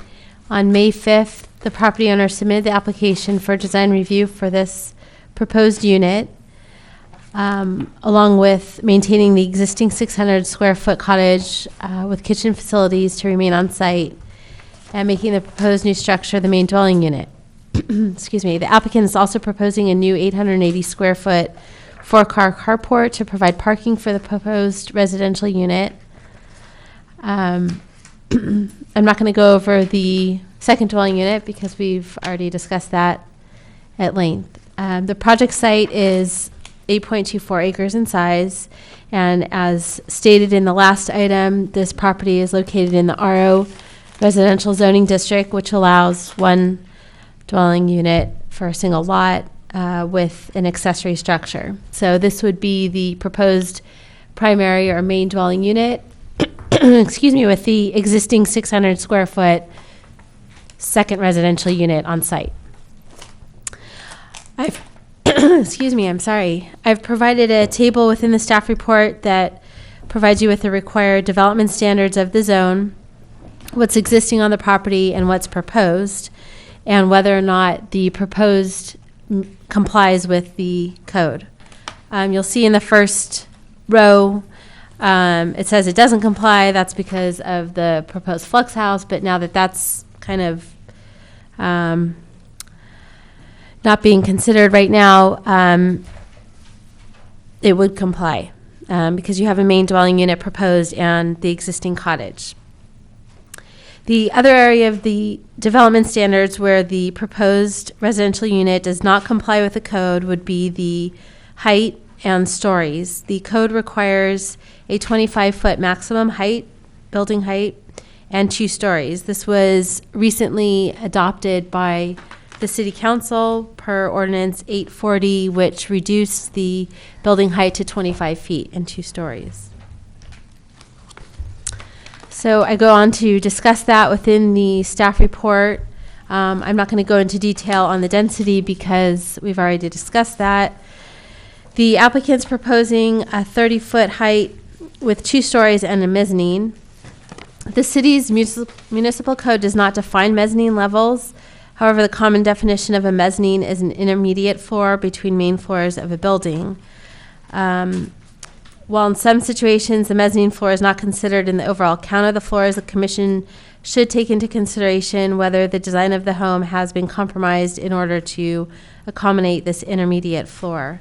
And I've provided a supplemental memo for you to review regarding the proposed height and a picture, which is just a cross-section from the proposed plans, which show the height of the structure and how that's broken up. You have the 2 floors, 2 floors and a mezzanine, and it shows a parapet, a distance, the parapet, which is about 2 feet 3 inches, and we can get into this in a little bit if the Planning Commission has questions on that. I've also provided a section of the building code which defines habitable space. Ordinance 840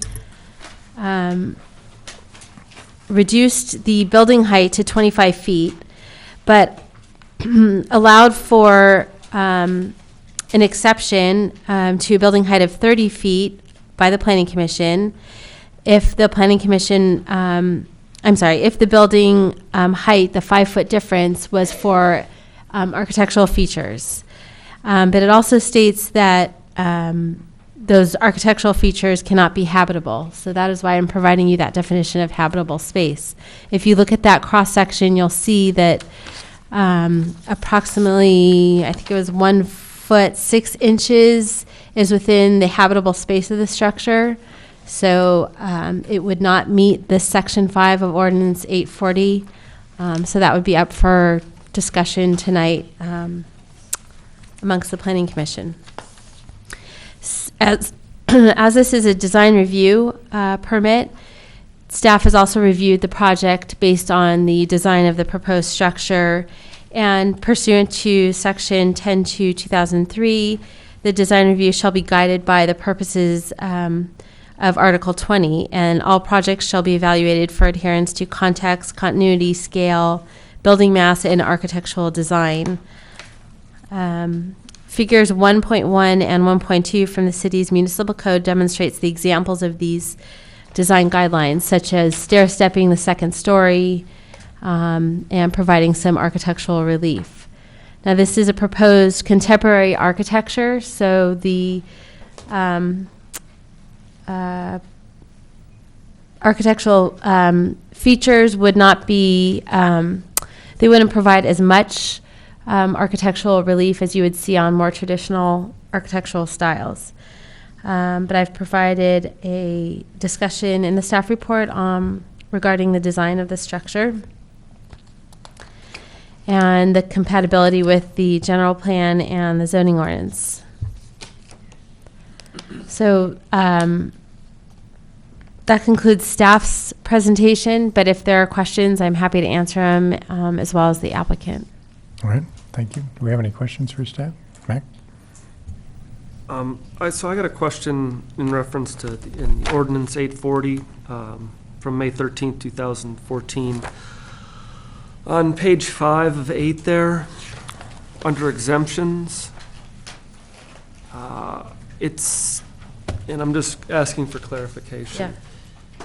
It seems to me that the 30-foot height limit doesn't really go into effect until January 1st, 2015. Is that true? Because it says any project which receive planning approval prior to January 1st, 2015 shall be exempt from the 30-foot height limit.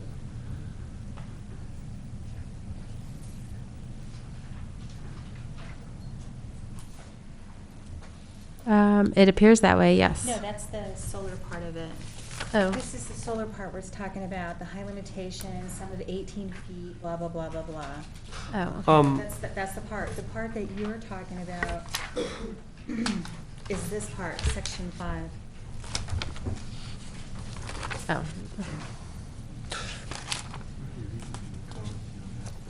This is the The solar part it's a very long ordinance, and it has different things having to do with solar and how you do your solar shadow casting, et cetera, which wouldn't apply to this project on 8 acres. And that does not come into effect until January. But do you remember those presentations that were given about the height and how tall you can go and how you have to demonstrate your shadow and all that other, yeah, that's the part that doesn't come into effect until January. The actual section on, my understanding is the section on Section 5 does not have that exception to it, that the actual height portion of it became effective. It says, 30. Yeah, someplace it actually says when it becomes effective. I thought on this, it says, adopted a regular meeting held on May 13th, so it becomes effective 30 days after that, and that's June. So it says, in Section 8, it says specifically, I'm sorry, I'm off the mic again. The provisions of Section 3 of this ordinance shall become effective on January 1st, 2015. Section 9, this ordinance shall become effective on the 31st day after its passage. So it's very clear that it's Section 3 is January 1st. All the other sections are the 31st day, Okay. which was passed May 13th, 2014. Right. Thank you. Yes, Rosa? Heather, are you saying that if Mr. Fisher found another 1 foot 6 inches, if that was added to the parapet, that he would be then in compliance? We could find that 5 feet then becomes on the parapet? That's correct. Would meet. It would be considered non-habitable space. He's only 1 foot 6 inches away from meeting this requirement. Okay, thank you. Okay. Any other questions for staff? Yeah, I got one more point of clarification. I'm sorry. So it looks like the applicant submitted the application on May the 5th, 2014. So if the code didn't come into effect until May 31st, then is it still is it still applicable? No, he has to actually pull a building permit to be not affected by it. I mean, let's say this.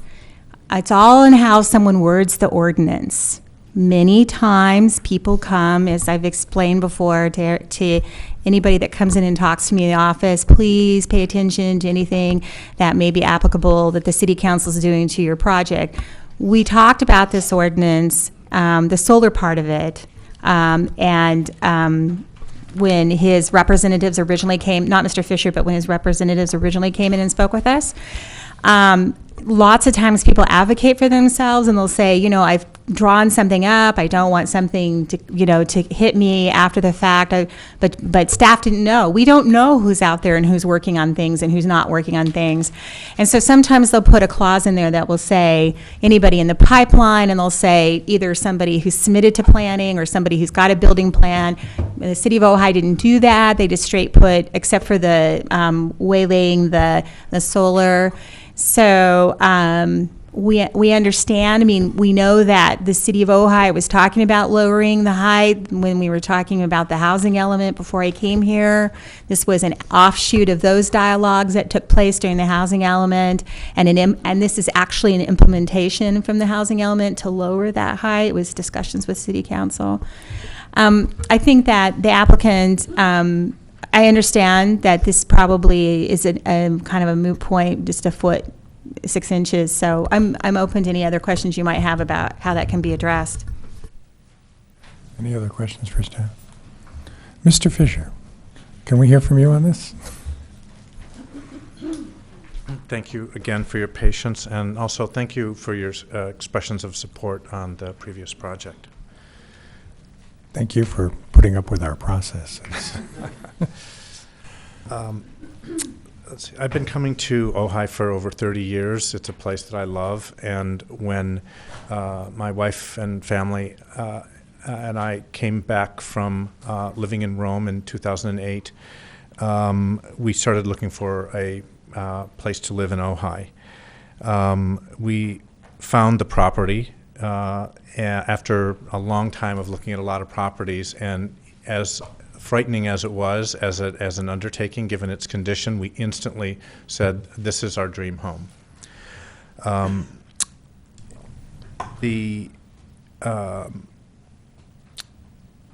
wanted to quote from one of my favorite websites, ojaiarchitecture.com. There is a building type, style, and architect for everyone's taste in Ojai. Vernacular barn house to ultimate bungalow, Mission Revival to mid-century modern, Myron Hunt to Richard Neutra. There's a tradition of architects' hilltop houses, which I was thrilled to participate in, starting in this country, from Monticello to Taliesin to Rodney Walker's masterpiece over on the West End. Our house is sited to optimally engage the views and light without disturbing stone walls, olive grove, or oaks. We enjoy tall, salon-like space with walls for art. We are avid readers. This is expressed by the mezzanine, what I call a book basket, at the home's core. There is a mirador, which is a trellised porch, a sleeping porch for watching sunrise, pink moment, and stargazing. The mezzanine is a completely legal design device, which I've used numerous times. My clients like it. I was looking forward to getting one myself. So the design review considerations. Context. The property is an olive farm dating from the early 20th century. B, the neighboring buildings include a 2-story apartment facing Signal at Grand and 3 80-foot-long 2-story apartment buildings along 500 feet of our western property line, all without step back or articulation. Corrugated Corten steel. We like it. It refers to the barn vernacular of an agricultural area. It is fire resistant. It provides natural convective cooling behind the corrugations. I've included a picture, several illustrations. Page 3 shows what I call the book basket, renderings of that. It's a tall living space, basically a large loft-like space with this mezzanine book basket. So to us, books are the most important thing in the house. It expresses that feeling for us everywhere you are in the main space. The next, page 4, shows that in terms of evaluating the context, it's not just the variety of houses on Signal Street, but along a considerable proportion of my property, including the entrance when you be going up Signal, you see at the top left on page 4, a 2-story apartment building with no step back. Then the other 3 illustrations are 3 80-foot-long 2-story apartment buildings with no step back or articulation.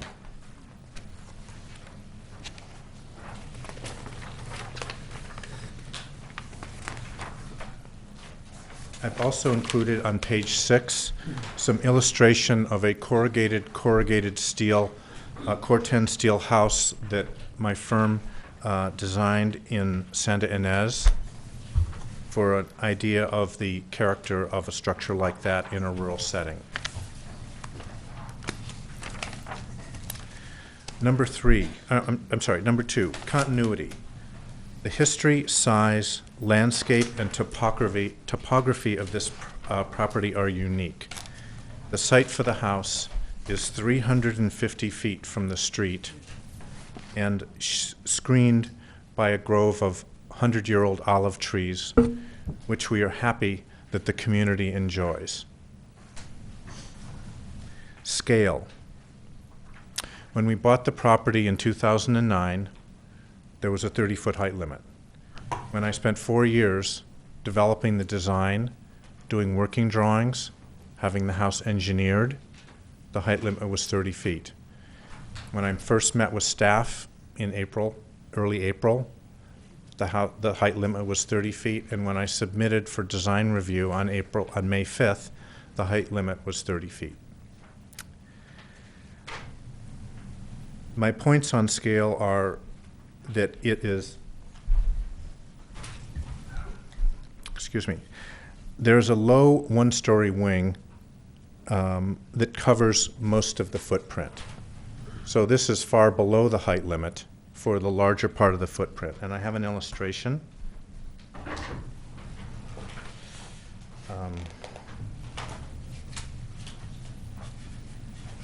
On page 5, which shows the elevation of the house, that you see there's a smaller portion of the house, approximately 1/3 of the footprint, which exceeds the height limit by 5 feet. And the larger part of the footprint is well below the height limit.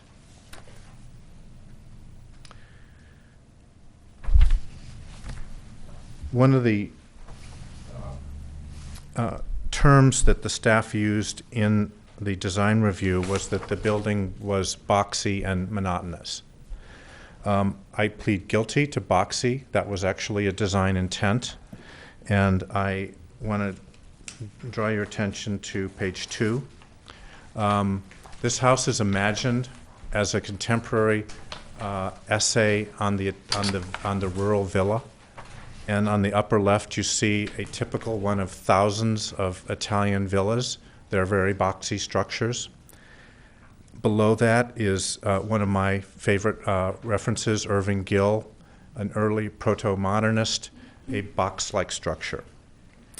So if you look at the top of the page and you put a plus sign between the villa and the hacienda, that's the concept of the house. It's a villa plus a hacienda. Both of these are Mediterranean prototypes, which is one of the references of this region. I knew I was on the right track when I noticed the water building on 33 with the box and the loggia. Okay. Regarding the consideration of the building as monotonous, I would submit that each elevation is unique and picturesque. Each window is placed with view, light, and solar control in mind. The villa prototype is vertical, and the tall and low wings complement each other. The breakfast bay, facing east, and the mirador, which is an open trellised porch, articulate the building mass. Wall space and controlled light inside are necessary for art to hang on the wall and be protected. And finally, architectural design. The design is a hybrid of two Mediterranean prototypes, the villa and the hacienda. It is also a functional division of a couple's villa and a kid and guest wing. So when our kids grow up and go away, we have the villa to ourselves. Finally, the box, the proportions of the box are historically harmonious. It's a 30-foot square on the end elevation, and it's a 3x4 rectangle on the other two elevations. Since the time of Palladio, these have been considered harmonious proportions. I'm asking for your support for my family's vision for our life in Ojai and for my interpretation of an appropriate response to this unique site. Thank you very much. Thank you, Mr. Fisher. Do we have any questions for Mr. Fisher? Anybody?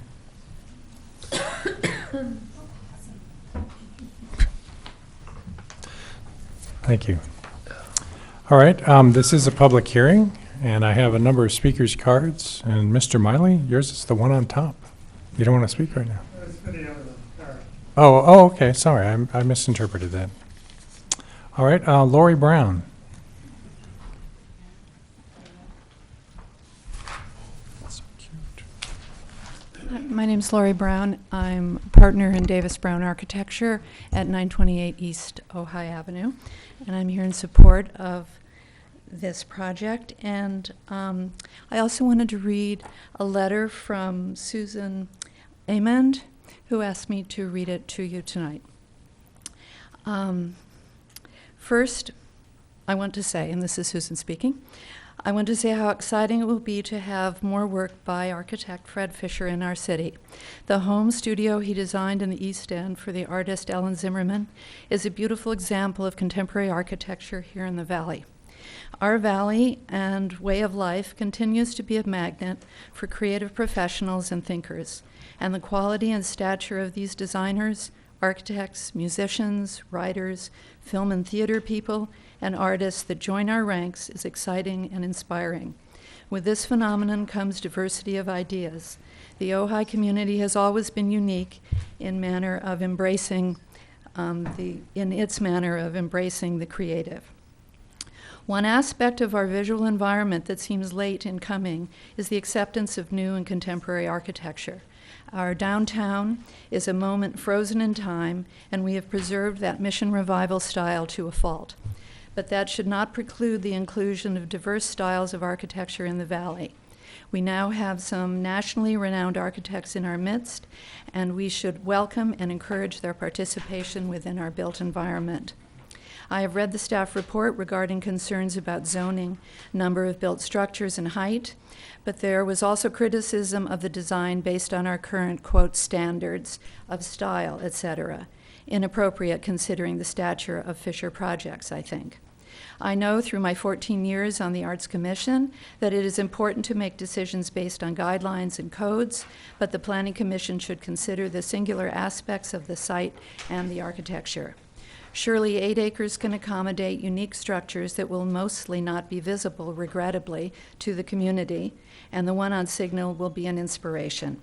I would wholeheartedly support this project and welcome the architectural inspiration it will bring to Ojai. This is also about the arts in Ojai. Thank you. Thank you, Ms. Brown. Next one is from John Davis.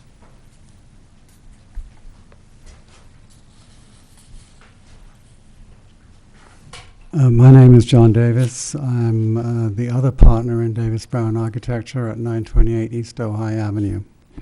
I'm here in support of the project. And Fred mentioned Myron Hunt. I want to read a short list of the notable architects who have worked in the Ojai area and have developed contemporary and innovative design appropriate to the age when it was produced. And we have Myron Hunt, we have Wallace Neff, we have Richard Neutra, H.H. Harris, Rodney Walker, and now we have Fred Fisher. And as the previous speaker mentioned, of course, we already have a Fred Fisher house in the area, not in the city. Now there's the opportunity to have one in the city, and I of course, I think we should embrace that. I think the city should embrace it. I just wanted to make, it sounds like we're arguing about 18 inches, so I'll leave that to your discretion. But I wanted to make a couple of points. I'm also concerned that comments on style seem to focus on the notion of box and use the word box as a pejorative. Maybe we could suggest that it's a platonic solid rather than a box. The other issue is lack of one of the mentions was lack of architectural relief. Well, the fact is, if you use a corrugated siding, the entire building is in relief. You have vertical striations throughout the entire building. And in the strong light of Southern California, I can imagine no more appropriate way of introducing relief or architectural detail to a building than using a vertical corrugated siding. In terms of the setback, I'm not aware of what the precise, the so-called stair step for the second story. I'm not sure what the precise requirements are, but I'd also suggest that the Mirador is a virtual step back, even though it occurs maybe a little higher in the building than staff might want. Finally, I just, as a technical point, a mezzanine is not a story. It never has been a story. It's inherently a floor within a story. So I think this is a two-story building. Thank you. Thank you very much. And my last speaker's card is John Nava. Is he here?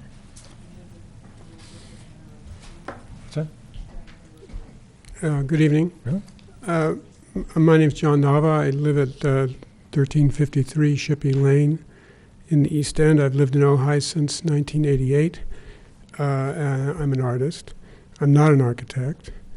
I've been privileged to work with some great architects.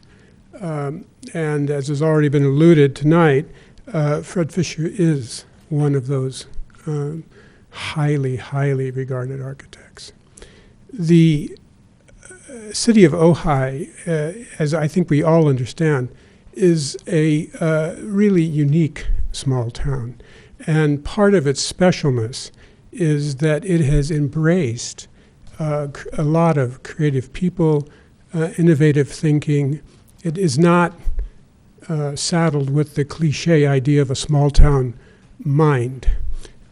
We have a world famous music festival here, and it's unique in many ways because it's a festival of modern music. Even though modern music is considered very often very difficult, not melodic, atonal, challenging, not to everyone's taste, and yet it's become one of the jewels of Ojai and makes us a distinctive place. There's been an allusion to the great architects who have been here and have done work. So we're looking here at an opportunity to add to that list and create really a masterpiece of modernist architecture by a modern master. And that's something that I think we should embrace, even though, as has also been alluded, we have conventions, we have codes, we have guidelines that, of course, we have to respect. We have to use them to protect ourselves from all kinds of dingbat abuses of the visual space. But at the same time, just as in a language, when you're learning a language, you learn you have irregular verbs. You have to deal with the irregular verb. You have to accept it. It's part of what makes the language beautiful. And when you have an opportunity like we have tonight with Fred's house, I think we need, especially from a city like Ojai, with its traditions of openness and embrace of creativity, I think we need to embrace it. There's been this talk about, I'm not, as I say, I'm not an architect. There's some question of a foot and a half, perhaps. The architectural form language that Fred works in is is rigorous and disciplined. All of the proportions, all of the relationships, all of the surfaces, everything is integrated in a very thoughtful way. If you lop off pieces of it, if you make alterations, it's really a disfigurement. So I'm hoping that you'll accept this irregular verb of a building, that we can suddenly have a new and beautiful addition to this town. So it's not an intrusion in the middle of Taormina, let's say, where it might upset the feeling of a little village that's going on there with a big modernist building. It's not that kind of a discontinuity. It's, unfortunately, as has also been alluded, hardly visible from the street. But hopefully, Fred will put it on a house tour and we'll be able to go and visit it sometime and enjoy it up close. Anyway, as I say, I hope that part of the job that's in your trust is to continue this kind of visionary and forward-thinking part of Ojai's heritage. I hope you'll do that. Thank you.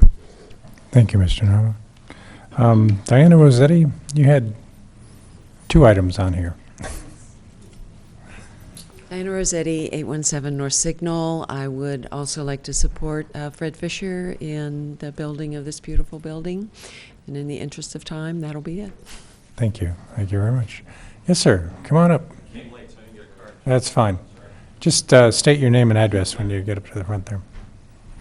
Hi, my name's Phil Nemi. I live at 706 North Signal, right across the street from the property that's being discussed. It's clear to me that the man knows his business, and he's designed a quite spectacular home, and he did it under the guise of a 30-foot limit, and without his knowledge, it got changed at the last minute. Our home is 30 feet, the height. I would hate to see him be denied building his home right across the street from us for 18 inches. I think it's kind of absurd, especially when we have such a renowned architect designing something that he's taken a great deal of care to design and fit into the environment. We can't even see it from our home across the street, so if you're worried about neighbors having complaints, no complaints from us. So I just wanted to go on record as saying that.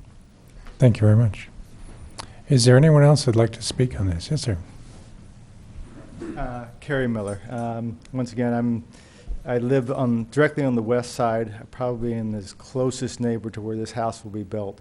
The way he has designed this house and located it, and the way it's nestled within the trees, I will have zero impact. So I don't see any reason to deny it. Thanks. Thank you very much. Anyone else who'd like to speak? Could we have a motion to close the public hearing? I'll make a motion to close the public hearing. All right. I'll second the motion. All right. All in favor? Aye. Okay. I'll make a comment. Yes? Well, first of all, I would like to think that we could think outside the box. I think this is a beautiful building. The scale, the proportion, I feel it's in harmony with the site. I love the, I shouldn't really say I love, here at the Planning Commission, but I'm going to. I do love the materials that you're using and what you've done on the interior. And due to the fact that, because I think the only question that would come up would be, the 18 inches. But our maximum height is 30 feet, which you do meet that requirement. And the fact that you were in the process with your plans, it sounds like a week before the ordinance came into effect, I feel like you're already in the pike. And I tend to agree with the public comments that, the building's exquisite, and it's really nice to see new contemporary architecture in our city. And at the same time, as others mentioned, it's not, unfortunately, we're not going to be able to all see it. But I like it. Thank you. Thank you. Yeah, just to add on to that, you made a comment about keeping the farm-like feel of the property, and I think this design has done that very effectively. And otherwise, I echo everything else that Commissioner Lone has said. All right. Other comments? Anybody? Right. Well, first of all, I'd just like to say throughout this whole process, I appreciate Mr. Fisher's inclusion with the community. I find it's very nice that you've come here and you've sought out your neighbors and community members and included them in this process. So I think it's an example for future residents and for future projects. I think it's a great example. I think that if I have a question, I think for staff here, is it that time I can? Well, we can have a dialogue if you want with staff. So that would be we would be able to approve this under the architectural feature.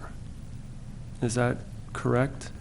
I believe, and Kathleen can correct me, that because the resolution is for disapproval, if it is the motion of the Planning Commission to approve the project, we would come back with a resolution that makes those findings based on the comments we received tonight from Planning Commission, craft a resolution for approval, and bring it to the next Planning Commission meeting. Thank you. Okay. I don't normally speak up in these meetings, but I would have to say this project really coalesces several concerns I've had over the last few years. I was concerned when we started reviewing two-story buildings because I don't think we have any business reviewing residential designs. We've always tried to stay away from that, and we've been sort of forced into it because people have abused the two-story limit. I was adamantly opposed to the 25-foot height limit, and I think it's still a really stupid limit. And as we've seen tonight, we have really restrictive zoning in a lot of ways that don't make any sense for the city of Ojai. So I am hoping that we can approve this project one way or another. I'd also like to say that Core 10 is just a beautiful material to use in a chaparral environment like this. I think the neighbors are going to see this as part of the hillside if they see anything. I think it's fantastic. So I applaud your design. Thank you. Anyway. I'm sensing a consensus to just, go ahead and draw up a new resolution to approve the project the way that it is. So I believe we would need a motion and a second, But I think included in that motion, we would need a finding regarding the building height. Is that correct? Yeah, you're going to have, I understand that you guys don't like the 25-foot building height that was adopted by city council. So, either you can direct him or direct staff to do a variance or something, and when we bring him back or something of that nature for you to vary it, or you could make a finding that, he's not subject to that new based on his submittal date. Or something of, process is very important in how we do things and being fair and equitable and transparent. So it is adopted by city council, and I can't tell you to not adhere to it. So you're going to have to figure out a way that we can write a resolution, and you're going to have to direct us to do that because obviously staff is bound by what's adopted by city council. Well, luckily, we have an architect on our commission who can Well, I come up with it. think actually our landscape architect, Kathy, nailed it. I think it was in the pipeline. And I think at the time, the intent was he was working within the codes, and I would think that would be sufficient findings to approve that project. And that's what we'd like you to, as a consensus with the commission, make Right. that finding. So you can put that in the minutes. This is exciting. It's very refreshing to see something like this come to our town on a number of levels. The use of materials is great. It just resounds with with the property itself. The visual that you generated here, it's sculptural. There's just we're being a little redundant in our praise, but I think it's deserving too. I think you've really nailed this thing, and it fits so wonderfully with our. Within this valley. So it's refreshing, exciting, good architecture. I agree that with your definition of the mezzanine, I see no issues there whatsoever. The stylistically speaks for itself. It resonates with the agrarian history that we have here in use of the Core 10. Wonderful project. Thank you. Yeah. I was thinking that if the Barcelona pavilion came before us, we would probably object to the fact that it didn't have any stair-stepped elevations. I mean, that just doesn't apply in this case. I'm sorry.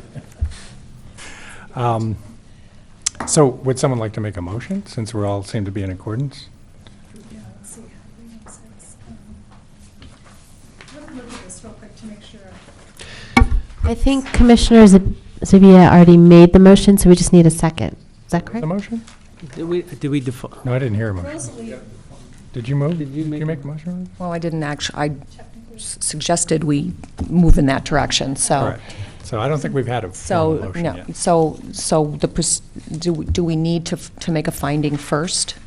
Or have we made the finding properly? No, I think, I've written down enough to make the findings for approval. Okay. Just need a motion in a second. Okay, so do I need to read it? You're going to direct staff to come back with a resolution for approval based on the findings that you've all agreed to, as far as architecture, the height, use of materials, the height not being, the ordinance 840 not being applicable due to the applicant submitting prior to its final reading. Because he actually, it actually went through Planning Commission prior to that, but you know what I'm saying. So you're going to do that, and then you're going to, I guess that's it. That's what, and then we'll come back with that. Oh. So do we have to restate that? Do I have to restate that, or? Just say what she said.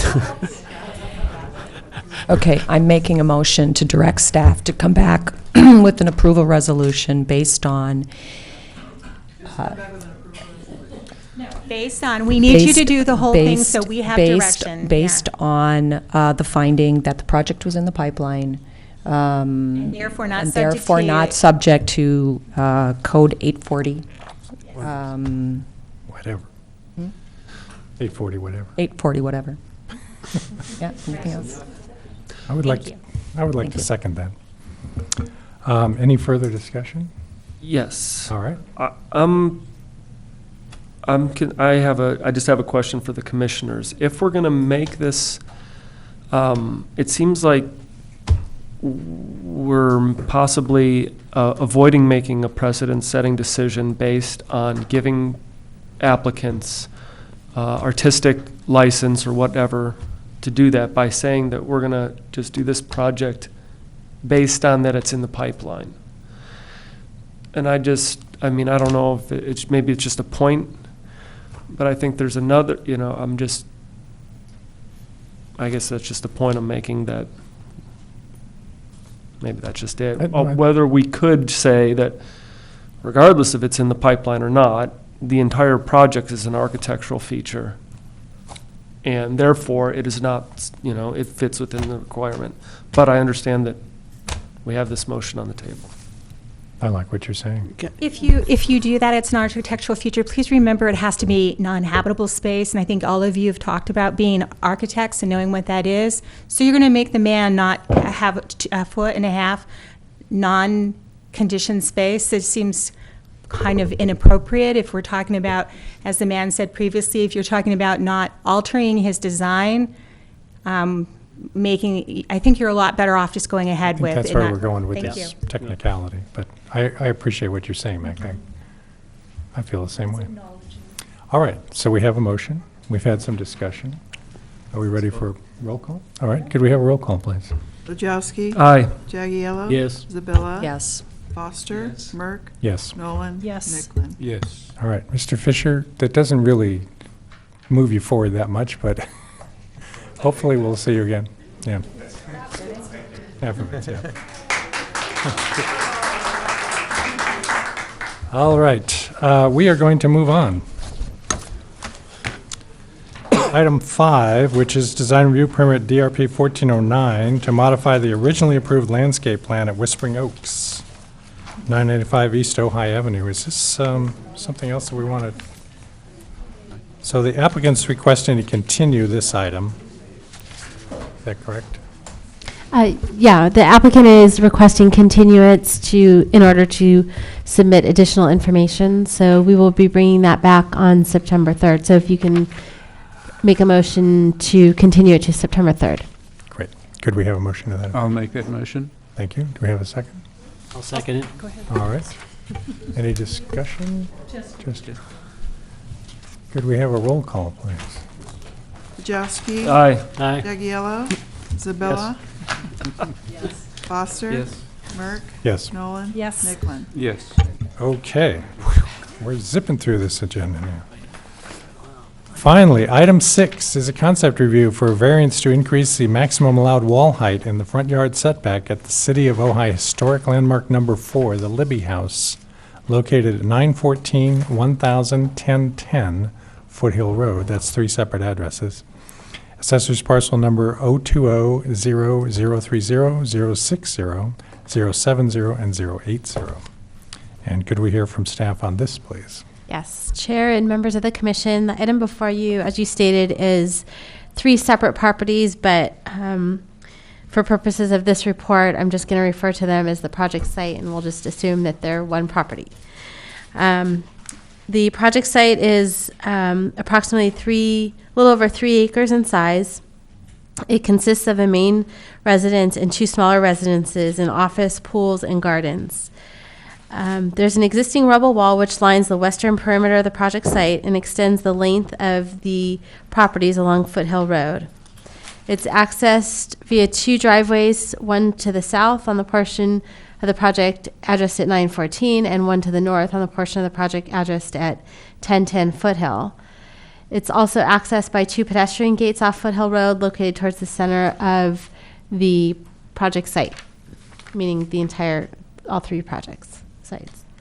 So I'm going to give you a little history. There's, I guess, 2 histories. There's the history of the parcel and the structures on site, and then there's the history of the process that this project has gone through, or entitlement requests that this project site has gone through. So this is the Libby House, which was constructed in 1909. It was home to Mr. Edward Drummond Libby. The main house has had substantial remodeling and additions completed between 1916 and 1917. However, it's a landmark property. It was approved for landmark status by the City Council in 1987 and was later approved a month later for a Mills Act contract for the Libby House. The 1987 report and recommendation of the Historic Preservation Commission lists the following criteria for nominating the site for landmark status. That it's one of the first homes on Foothill Road, one of the best examples of craftsman bungalow style in Southern California. The architects Myron Hunt and Elmer Gray were significant for their contribution to the architecture in Southern California, and the contributions that Edward Drummond Libby made to the Ojai community. So going on to the entitlements that have recently been processed on the project site will help to give you a little bit of context and understanding of the reason for this concept review tonight. So back in January of 2013, the applicant and property owner, the same property owner that is requesting this concept review, submitted a request for approval by the Historic Preservation Commission for the remodel of an interior bathroom and storage area in the basement. And at that time of that request, there was also a request to increase the height of the existing rubble wall along the western perimeter of the project site. However, it was identified during that staff's review of it that the existing rubble wall was encroaching into the right-of-way. And for that reason, the applicant withdrew that portion of the request for review at a later time. Then a few months later, on May 13th, the property owner submitted a request for a design review permit and a variance to allow for an increase to the 2-foot to 3-foot existing rubble wall, bringing it to a total of 6 feet in height and adding archways above the pedestrian gates to nearly 7 feet in height within the required front yard setback area. So that is the reason that the applicant was requesting at that time, requesting for a variance, because wall heights within the front yard setback have a maximum height limit of 3 feet. So if you're going to propose anything above that 3 feet, you would require a variance. And also at that time, the way the city had processed permits for landmark properties was through the design review permit process. However, we've since realized that it's more of a work permit, so we've tried to iron that out, but that's a separate issue. This request at the time also included demolition of the existing wall that encroaches into the right-of-way and to reconstruct the wall behind the property line to bring it into conformance. We went through several rounds of resubmittals. The project was finally deemed complete and scheduled for review by the Historic Preservation Commission. And so on November 14th, well, I should back up. Staff had made a determination back when the application was submitted that there was 2 requests on the table. Each one of them needed review by the Planning Commission and or the Historic Preservation Commission. And the staff at the time determined that it would best to have the applicant go through the Historic Preservation Commission first in order to determine whether the HPC would recommend approval of increasing the height of the wall or changing the existing rubble wall prior to going to Planning Commission for a request for a variance, because it would possibly be a moot point. So that is how staff processed the project. And on November 14th, 2013, this design review permit was reviewed by the city's Historic Preservation Commission for a recommendation to the Planning Commission. And at that time, the Historic Preservation Commission recommended denial for the following reasons. That it would, by increasing the height of the rubble wall, it would destroy the historic significance at one of the grandest properties in Ojai. That the height of the new wall would severely detract from the ambiance and the open feel of the property in the Arbolada area, and that the existing wall is part of the original architecture and it should be preserved. On January 18, 2014, at the request of the applicant, a site visit was conducted on the property to give the Historic Preservation Commission a better idea of the applicant's proposal. At this time, story poles were provided at varying heights from 4 feet to 6 feet wall height to address the concerns of the Historic Preservation Commission. And I should note that the request back in May, and that was reviewed in November, was for 6 feet. when we get to January and the applicant requesting the site visit, he's now provided these story poles at the different heights. And a story pole is, I don't know if you've seen them a lot. They're used a lot in LA to show heights of buildings and heights of walls. So he provided 3 story poles showing what 4 feet would look like, what 5 feet would look like, and what 6 feet would look like. On February 2014, the Historic Preservation Commission discussed the proposed wall in regards to the site visit that occurred in January, and reiterated their concern for the additional height on the existing rubble wall, and made some suggestions to the property owner, including proposing a wall or fence behind the existing wall, or proposing a wall outside the required front yard setback. So the applicant has come back with a request on July 11th, submitting a new request for a concept review to the Planning Commission, proposing to increase the height of the rubble wall along the street frontage from 1 foot to 2 feet in specified locations, primarily in the areas with no existing vegetation. And the proposed wall would not exceed 5 feet in height, with an average of 3 feet. And this request for a concept review is requesting Planning Commission comments regarding potentially submitting for a variance to allow for a wall that would be higher than 3 feet in the front yard area. So the project site is located in the R01 single-family residential zone, and I've provided those residential standards below in a table within the staff report. What I've tried to detail was the requirements for walls, fences, and hedges. The height of walls, fences, or hedges in the front yard, as I suggested before, which is 40 feet from the front property line back. That's the required front yard area. In that area, they would be allowed to have a maximum wall height of 3 feet. What they have right now is a wall, existing rubble wall that's 1 foot to 3 feet, and it does comply with the code. What they're proposing is a wall height of 3 feet to 5 feet, which does not comply with the code. And I just shown here that if they were to propose a wall behind that 40-foot setback, it could go up to 6 feet in height. But I just wanted to point out also that the property is legal nonconforming. The structures on the property do not meet the front yard setback. They are within that 40-foot setback. So I think the applicant will probably, if he comes up, would discuss this a little bit too, that proposal of a wall behind that 40-foot setback or at that 40-foot setback line would bisect the existing structures on the site.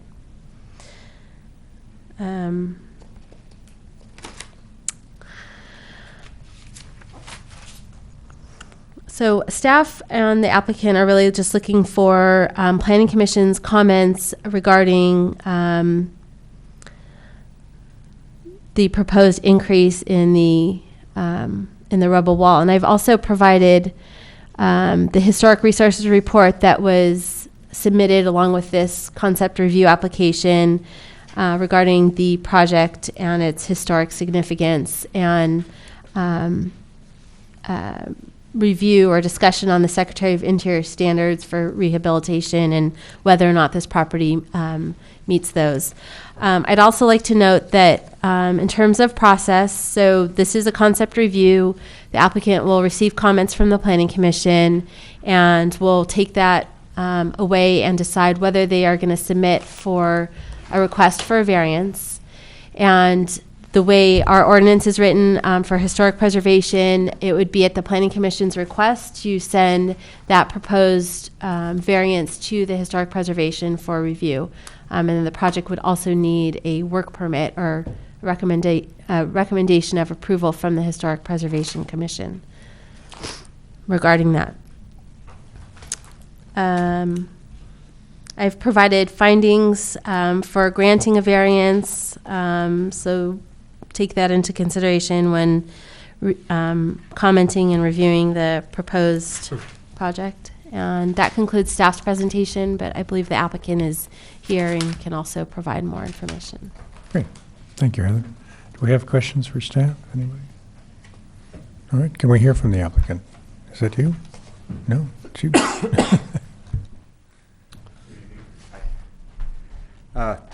My name's Ramin Shamshiri.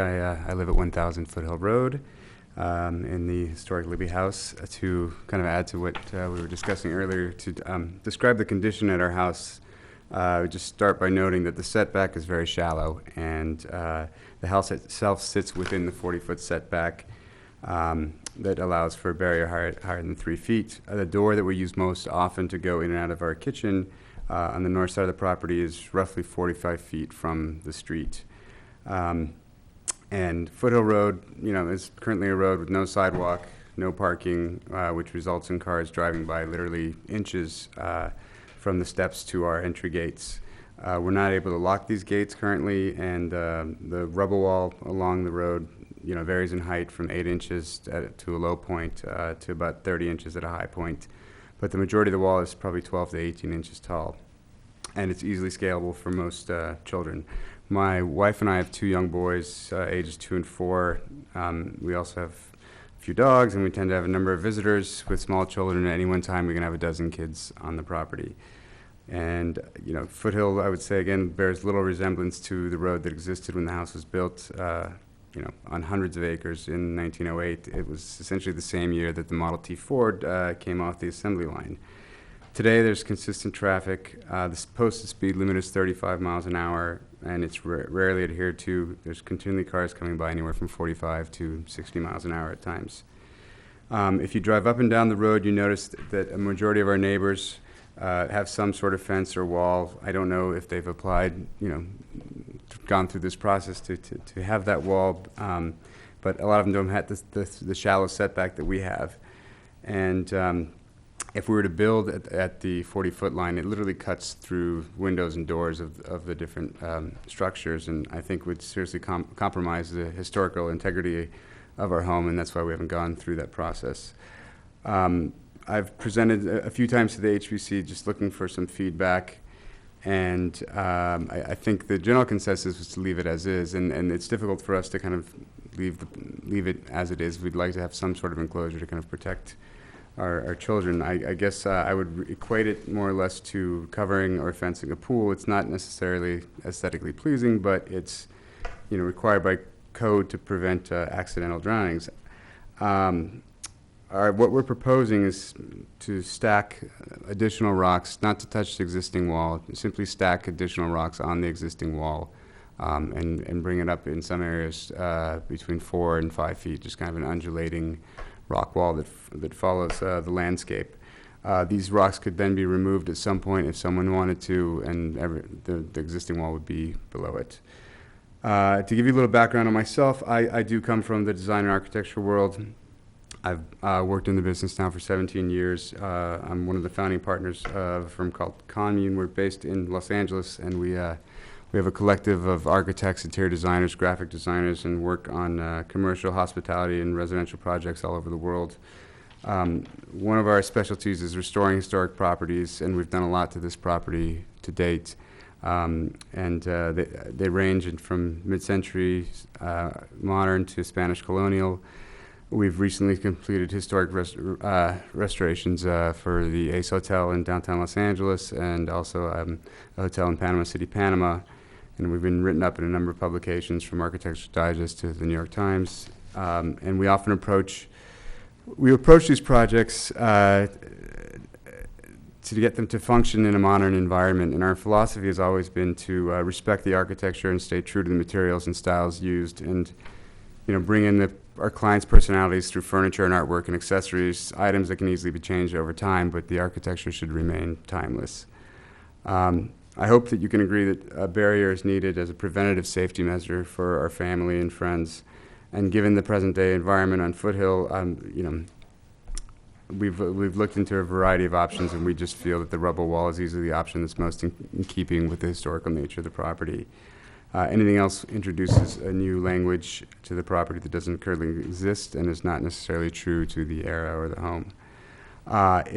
Mike, I guess I'm coming to you more than anything for guidance. If the rubble wall is not approved, I guess my question is, what rights do I have as a homeowner to essentially secure my backyard in which would allow us to open the doors to our house and let everybody run out and not have to worry about it. I've been a little bit confused going through this process as to what my rights are, because the only feedback I've really gotten is to do nothing, you know. And so in closing, I guess I would just, you know, my family and I adore this property. We intend to do everything we can to preserve it moving forward. And I'm simply here to ask that you support us in making the property as safe as possible given our current predicament, while at the same time maintaining the integrity of the architecture. Great. Thank you. Do we have any questions? Yes, I Yeah. do. Oh. Go ahead. This to add more stone to the top of the wall, how will it secure and protect your children from getting out, from not climbing the wall? Right now they can essentially climb the wall pretty easily. That's why there's certain areas I'd like to bring it up to 5 feet. I mean, I think if they are, you know, Right. boisterous and they want to climb it, they can climb Gotcha, it, but it's yeah. not open. Currently as well, I mean, one of our big concerns is the driveways. There's no gates on the driveways. And there, I believe there used to be, there's hooks where it shows there must have been a gate at some point, and that's kind of one of the biggest points of entries where they just seem to run out or a ball, you know, rolls out on the street. It's a big concern, but I think you know, it's a preventative measure, and that's initially when we came in. We wanted to do a 6-foot wall that was made of concrete and stone, and it wasn't really climbable. And I think I was trying to work with you know, the Historic Commission and present something that seemed more fitting with the landscape, and that's why we brought it down to between 4 and 5 feet, and simply did it stacked so that it could be removed. And you know, it's not the perfect solution as far as safety, but I think it's a good compromise for us. So. Yeah. Thank you. Yeah, good, thank you. Any other questions? No? Thank you. Thank you. Mr. Mason, I have a speaker's card for you.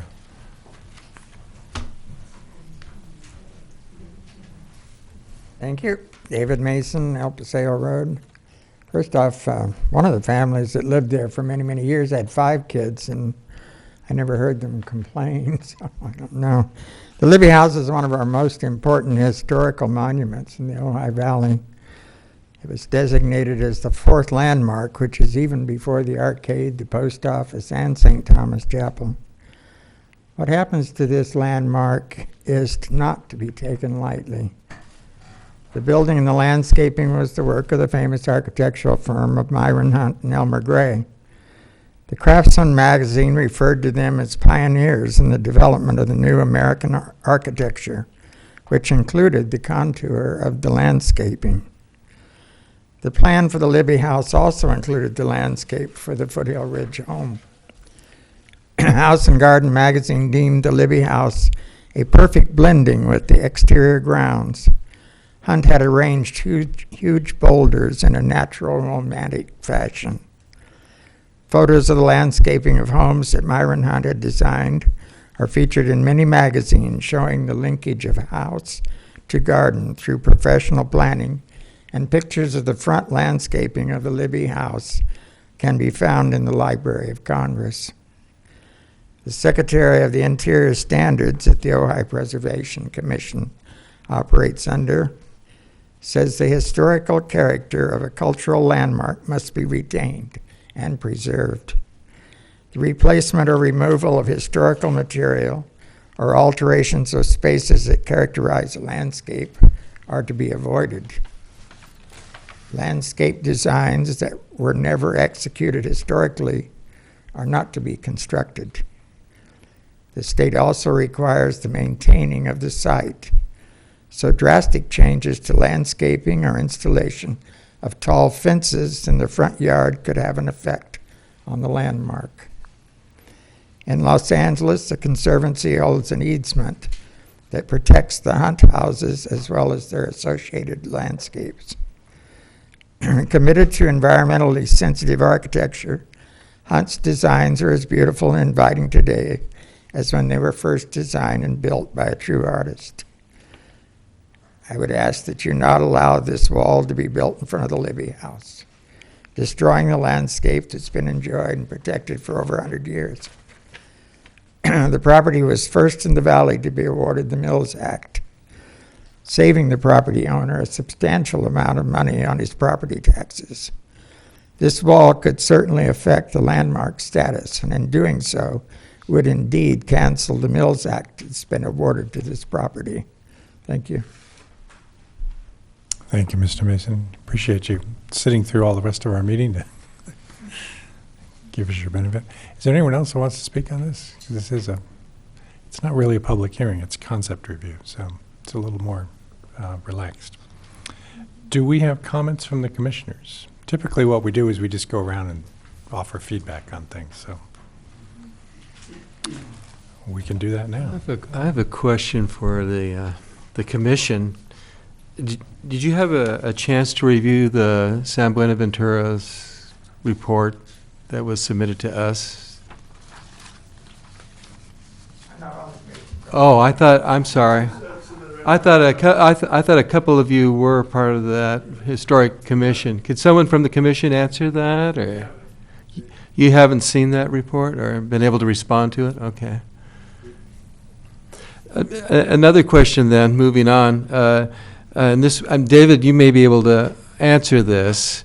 Regarding the gate issue, is there any historical photograph showing a gate previously existing on that property? There was, and it was a wooden gate. And that photograph is it available for examination somewhere, or? The person took a long time looking for it. Yeah. It seems like it was published in a magazine. We have it in the museum. Okay. Thank you. Right, and the two, let's call them pedestrian gates, those aren't original, are they? No, Yeah, go ahead, I'm sorry, yeah. I believe they were originally there. Our contractor that we work with currently built them, I think, about 15 years ago, because he mimicked the existing gates. Okay. So they were built to be exactly the same because they were falling apart. Okay. But I think what I've proposed for the driveway gates is to mimic the pedestrian gates. Right. Also wooden. And so basically what you're also asking is that if, for the 5-foot height, or up to 5 feet, and that those two pedestrian gates would actually be changed so the height is coordinating with the 5-foot wall? Yeah. Okay. Because those are the primary points of Right. access. And previously, you had asked to have an arch over the top. That's not in the second submittal, is Yeah, it? that was all removed. Okay, that's after removed, the first, just to be my clear. first go-around with the HPC, I was taking in Okay. their concerns, and we removed all Yeah. of that. And do you actually use those pedestrian gates, considering, I guess there's no parking there, is there? No, there's no parking. We use Right. them really to take the trash out more than Okay, anything. so- And then when we go for a walk or something, Okay. yes, but they're not used that often. Okay, thank you. Okay, other comments? Is the access to your property on the 1,000 address, not the one in the back, on the, around the back side? Which is the main access? It's the 1,000. Yeah, that's the main access. The one on the 914 essentially goes, it's on the south side of the property. It goes Right. to the guest house. Okay. Is that the 1,000? It's up there. Yeah. Okay. Any other comments? Mr. Shamshiri, any direction on? I Sure, can, jump in. it's the applicant. So I know the property well because I'm a Realtor. When I visualize the property, you're going up over the hills, and most of the activity, I mean, the houses are really on this edge, and then all of the, what I would consider play area would be sort of toward the east. Yes. So is it, I guess I'm sort of struggling a little bit with the safety concern, since it sort of doesn't seem, that it seems like the house is back up to the edge, and then you've got sort of the activity in the front. Yeah, the house is really very close to Foothill. It's on the western edge of the property. Like I said, it's about 30 feet from the street. Yeah, and everything really takes place in the back. I think for us, it's really about a preventative measure. I think, when we have guests there and when we're there, there's a lot of times the kids are running out, the doors are just open, and it's like, it's kind of hard to kind of keep track of everything that goes on, and it's just, it only takes a moment for them to kind of go out to the street. And it's really a preventative thing for us and our family, and just peace of mind. And I think, they've pointed out that nothing has ever happened there, and I agree with that. And God forbid anything would happen. I think from our perspective, if anything did, it only takes once for something to go wrong. And if it did, and we didn't do everything we could to prevent that, we would never forgive ourselves. So that's. But isn't kind that true of all of us who live on a street with cars that drive by? I mean, Yeah, we no, all have kids, and we all have kids, and we all are worried about our children running in the street. Yeah, I guess what I would say is that we right now, the way it is, I think what I was pointing out, we have no way of just letting them in the backyard. It's like it's one of the beauties of Ojai is kind of the freedom that they have up here, and letting them run free. So we don't have a way of opening our door and having them only be in the back. If they start wandering, they can end up on the street whenever they want. So I wouldn't propose the wall if there was a way to do it legally within our setback. But like I said, it cuts through the house, and there's just it's kind of a puzzle for me of how to achieve that. I had a question. I noticed that historic preservation, or some of the comments had mentioned the possibility of maybe a temporary fence, and I'm not sure if the fence could actually be like historically correct. Of course, it wouldn't be beyond the 40 feet, so we'd probably still have to give it a variance, I'm guessing. But is that something that you'd be open to as a possible solution? So if the wall wasn't touched, to remain as is, and a fence strategically located to give you that safety, but at the same time, architecturally work within. Yeah, I mean, the means. If that's within my rights, I would gladly. Mm-hmm. I think we had one on the last submittal that was a little bit transparent. It was wood. Mm-hmm. I think I brought it, but the feedback I got was really to kind of leave it as is. Mm-hmm. And I mean, it was kind of this set. I don't know if you can see it, but set behind. This was one of the options. Set behind, and it kind of would follow the rubble wall.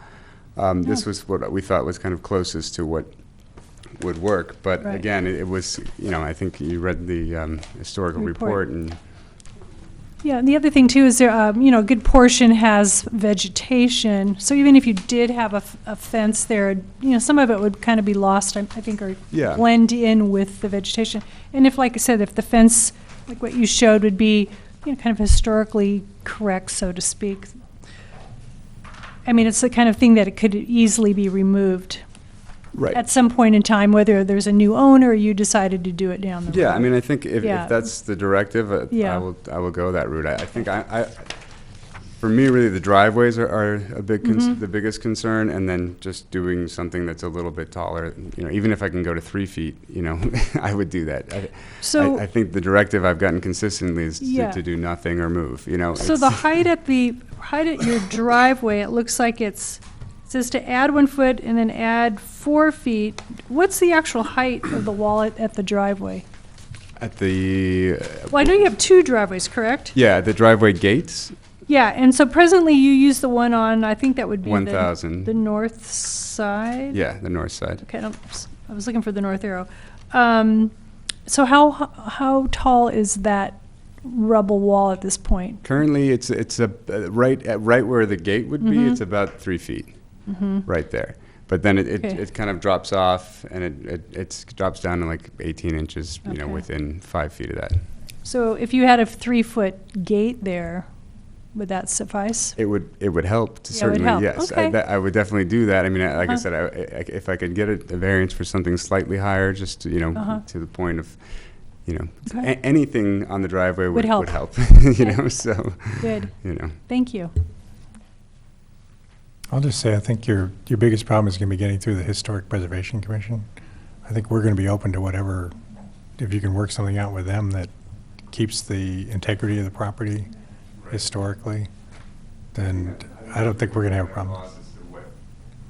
What my rights are, and like I said, I've gone a few times, and if I don't have the right to enclose my property, then simply tell me that, and I won't waste my time. I'm just, it's hard to. I've gone back and forth with you guys a few times as to and it's a bit ambiguous as to what I can and can't do. Yeah, it's odd because I'm looking for guidance. I guess it's a historic property, so yes. we're really constrained by the Historic Preservation Commission at that point. Right. But I think whatever is acceptable to them would be acceptable to us. If we can get through them, we'll be happy with it, but see what I'm saying? Yeah, I do, but Yeah. We're not going to be the hard part, is what I'm saying. Right, no, I understand, but I guess But I don't know how you get, concern is that, the feedback I've gotten is to leave it as it is. Yeah. So then that's where I'm at a loss. Yeah. And I don't know how to proceed. Can I even do a 3-foot gate? It's just tricky. I mean, you bought one of the most significant homes in Ojai, Yeah, if no, not the most, and it's probably one of the reasons you bought it. I love it. I mean, we love it, and we've done a lot to kind of restore it and kind of bring it up to today's standards, and with all the electrical, plumbing, everything. We've poured a lot of money into restoring the house and maintaining its integrity. But I mean, I hear you. I have a 2-year-old. She, yeah, I know how they are. I mean, they're slightly feral animals. One look away. So, Yeah, so like, it's just, So. I empathize with you, but like Commissioner Merck says, I mean, I think it's really the historical preservation folks, from my opinion. Here. Right. I have a comment. It really does beg the question, and as a realtor, I run into this all the time, is, people who buy historic properties, we're in this sort of gray zone, very undefined gray zone about what they can and can't do.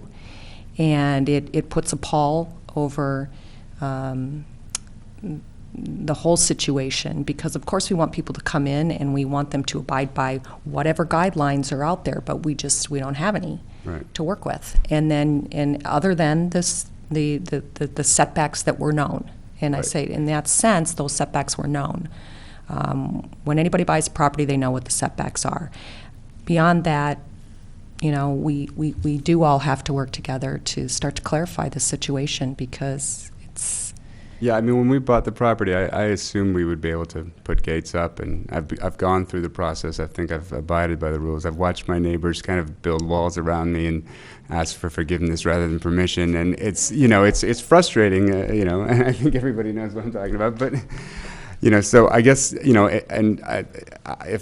I'm allowed to put up, posts with barbed wire, I'll do that. I just don't think that's necessarily the most appropriate thing for the house or the community, and, it'll be there for 10 years. And it's, someone suggested a chain link fence at some point in the meeting, and I don't think that's necessarily right for the property either. So I guess I'm just kind of at this impasse trying to figure out how best to proceed. So I have a question. Could we ask a question of historic preservation at this point in time? So this is, like I say, in regards to the gate. He is asking, can he put a gate up? And I believe that you would, probably do something historically. We've never commented on the gate. Oh, you haven't commented on the gate. I didn't see that in here. Yeah. What we have commented. Commissioner Hill, would you come to the microphone, please?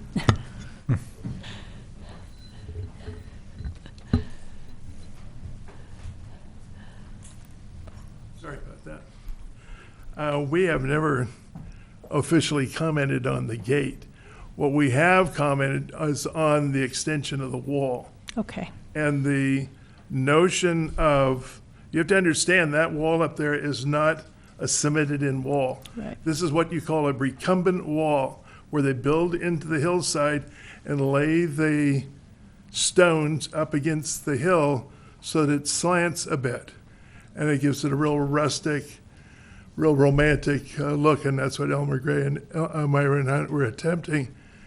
Our concern was to stack rock on top of that up to a height of 6 feet, and there is it's not a very high ridge that the Libby House is on, and so it doesn't take much for a 3 or 4 or 5 or 6 foot before you obscure the house.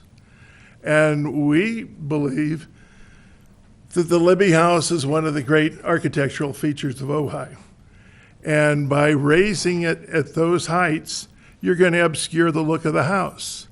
We get with the house itself as a landmark, and it was also given the first Mills Act property tax relief contract from the city of Ojai in its history.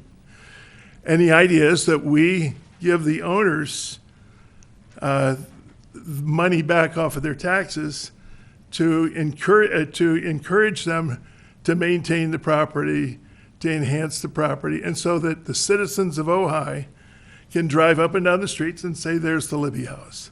Isn't this grand? We can see Myron Hunt, and we can see Elmer Gray plotting their stones out there and designing this wonderful house. So that's what our real concern is that wall, putting a big rock wall in front of the house. Thank you. All right, well, go ahead, Stephen. Oh, I was, just before we lose you. Okay. So what was your take on the fencing behind the wall? Well, because of the setbacks, he's right that the front yard is a shallow yard. That if they put in a wrought iron fence and then planted kind of hedge-like material in front of it, it would have to be back so far it would be down the sides of the buildings. Well, what about something more period correct? Was it a picture that you showed us of a wood? I didn't see what he's showing. Yeah, I hadn't seen that either. It was in the last submittal to the. And I think height is a factor too, because you want to be able to see the house. And I'm thinking for safety, a fence would, for small children, doesn't need to be any higher than 3 or 3.5 feet. I've lived at 522 Foothill with a street address that's relative to this house. I live in the 700 block on Foothill. We've lived there over 50 years. And I've known all the owners of that house, and just about every one of them has had children, all the way up to the current one, the prior owners to the house as it is today. And there is some traffic going up and down Foothill. But it's that way on Grand Avenue. It's that way on every street in town that the kids choose to race their cars. So, but anyway, the house is, it's the wall thing. Okay. And we would be happy to look at a replica type gate for the 1,000 Foothill Road entry. The other entry on the lower end on the south, that's a recent thing. That's something they just carved out of the property and made. That's not more than about 15 years old. So that one isn't historically a feature of the house. The one on 1,000 is. Okay. And if you understand the whole nature of Foothill Ridge, which was the grand strip of these architectural houses along Foothill Road, all on the west side, all on the east side, they all had small doors on the back of their on the Foothill side, or in those days it was called Fairview. Their grand entrances were on the back of what we considered to be the back of the property, and they faced the Topa Mountains and everyone that was built along the ridge. Well, in an effort to give the applicant some direction, I would like to suggest that he does his research, working possibly with you, the Historic Commission, in terms of determining what that original gate looked like and trying to duplicate it. You already have that homework done? Yeah, well, I had submitted this in the last report to the HBC, and this was part of the whole meeting that we had. I mean, these were the gates that were part of the package. But you wanted to extend from that wall to between 4 and 5 feet. And yeah. That was what we. And we don't want to see that 4 to 5 foot wall. Right, so excluding the wall, if I'm just specifically talking about the gate itself, we could look at that as a separate issue. If it's historically correct. I can only speak for myself, and I would welcome a discussion on that. I can't speak for the other commissioners. Sure. I don't know about Commissioner Boggs. She's here tonight. I don't. Have you been actually sworn in yet, or You're still in the process? It's just a He's an applicant, okay. Yes. The only thing I would say is that we are preservationists, and this is such an important thing, and we're not responsible for the care of children. We're responsible for preservation. Thank you, Ms. Boggs. So, along the lines that Stephen was saying, so I agree that the wall shouldn't be touched for historic preservation reasons. And, but we'd like to help the applicant out. And so it sounds to me like the next step would be for them, for the applicant to go back to historic preservation. And if you could work with him on, it sounds like a fence, which we probably would have to give a variance because of where it would be located, I'm guessing. And then work on getting the gate in. We're not talking about a fence, we're talking about gate posts. Well, I guess there's a couple. Embrace the gate. Well, I think there's a couple different issues. There's the gate at the driveway, but then there's also you wanted to secure. I mean, you were proposing to heighten the wall for security, but because if let's just say we're in agreement not to do that, is there something else you could do? And I'm just saying, is it possible that he could put a fence that was historically, correct between the house and the wall? The actual location would have to be determined, but because it's within that setback, it sounds like we would have to then provide a variance. Is that kind of the direction? Right, it would just depend on the height of the wall, if it goes beyond The height 3 feet. and the location? Or now, I mean, if it's located within that front yard setback and then goes So above it'd be the 3 height. feet in height, yeah. Okay. And I do think that I don't know where it really falls, but the applicant is concerned about the safety of his children. I don't know that, there has to be a balance we can find somewhere between preserving the historical integrity, which I wholeheartedly agree with, of the Libby House, and also preserving the safety of the family that currently lives there. I think there has to be some common ground. And, come on, I think we're all adults. We should be able to find it. I don't know if anybody else has anything to say, but If I can just say one more thing. I think we worked with San Buenaventura Research Associates to do this historical report, and their conclusion. I don't. This hasn't been submitted to the HPC yet because we just finished it in the last month. But their concluding line was that the proposed project conforms to the Secretary of Interior standards as well as the city landmark and Mills Act provisions. This is after they came on site and spent a month, doing their research on the project, and it's all in the report that we've given you guys. I think that the fence that we're submitting, again, to me, that aesthetically, it's not it's as in keeping with the wall because it doesn't exist. There's no wood fencing anywhere on the property. So, if that's what we're allowed to do, we're happy to do it, but I don't think it's the best choice for the property, just from an aesthetic standpoint, and I think that, the research consultants agreed with us, so.